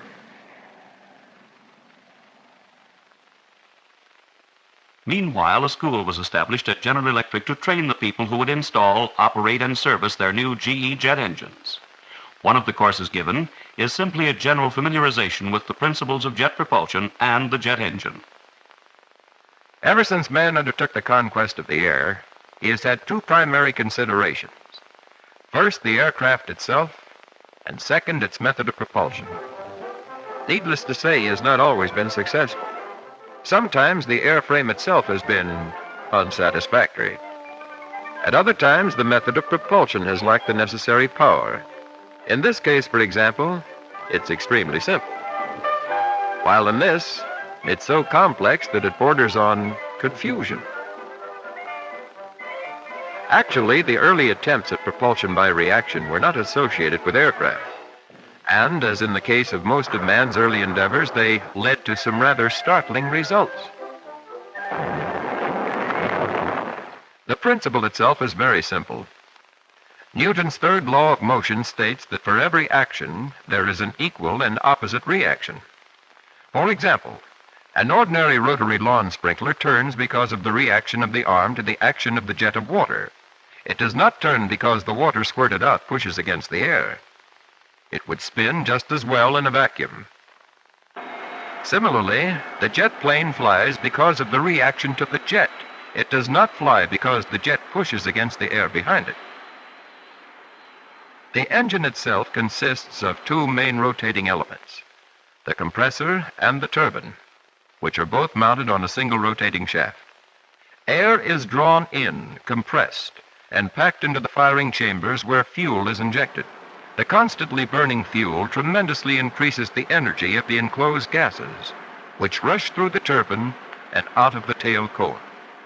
The turbine, operating like a windmill, supplies the power to spin the compressor, the expanding gases pushing their way out of the rear at about 1,200 miles per hour give the plane its forward thrust. This, then, is the simple principle of propulsion which changed the whole outlook of the aviation industry.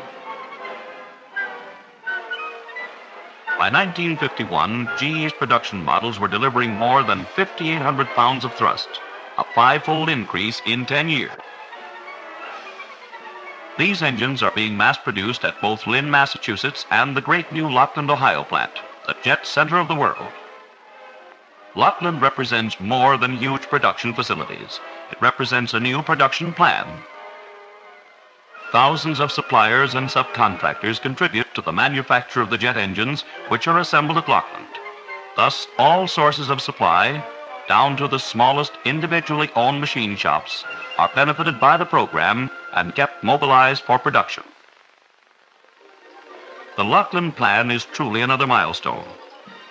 Just as the engines which rolled from its production lines are the end product of many milestones, the result of almost 50 years of the best thought and effort of executives, engineers, scientists, and skilled craftsmen doing the work they are best fitted for in their own way. This freedom of effort is, after all, the real heritage of all Americans, and the engines are living up to that heritage. Today, General Electric turbojets are doing their job powering the great new planes they were designed for. Such planes as the Republic XF-91, high-speed, high-altitude interceptor, the North American F-86D, the Martin XB-51 superfast tactical bomber, the North American Sabre, holder of the world's official speed record of 671 miles per hour at the 100-kilometer closed course of 635 miles per hour. The North American B-45 Tornado, the first operational jet bomber. Boeing B-47 Stratojet bomber, which at 9:49 flew non-stop coast-to-coast in 3 hours and 46 minutes. And the mighty Convair B-36, the intercontinental bomber, which is powered by 6 turbo-supercharged piston engines and 4 jets. These and others are the planes which must maintain the common security of the free peoples of the world and thereby ensure peace. And fame.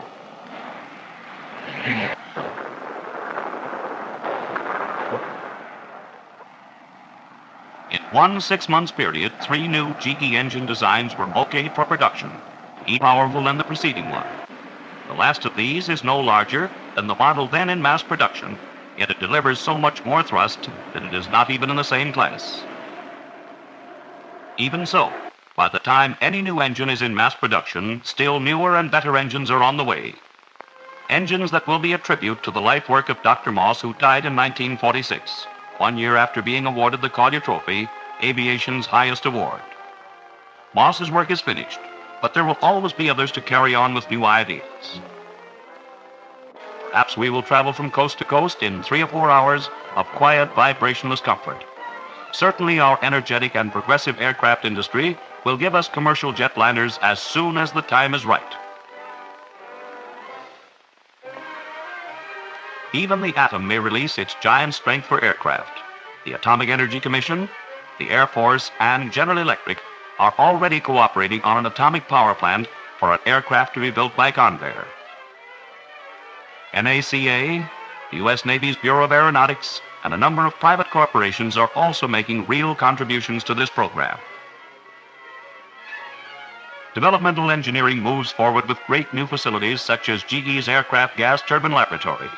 Here, engineers can simulate conditions for tomorrow's aircraft.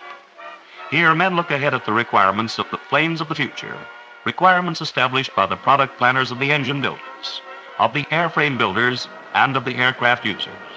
These are the molders of aviation progress. As long as imagination, research, design, test, and mass production continue year after year in a never-ending, constantly improving chain, there is no limit to the future of the aircraft engine. And so the jet story grows. In 10 years, we have come from this to this. No one can foretell the tremendous strides the aircraft industry will make in the next 10 years. Yet we can be sure that the engines will keep pace. The engines that are keeping and will always keep America strong.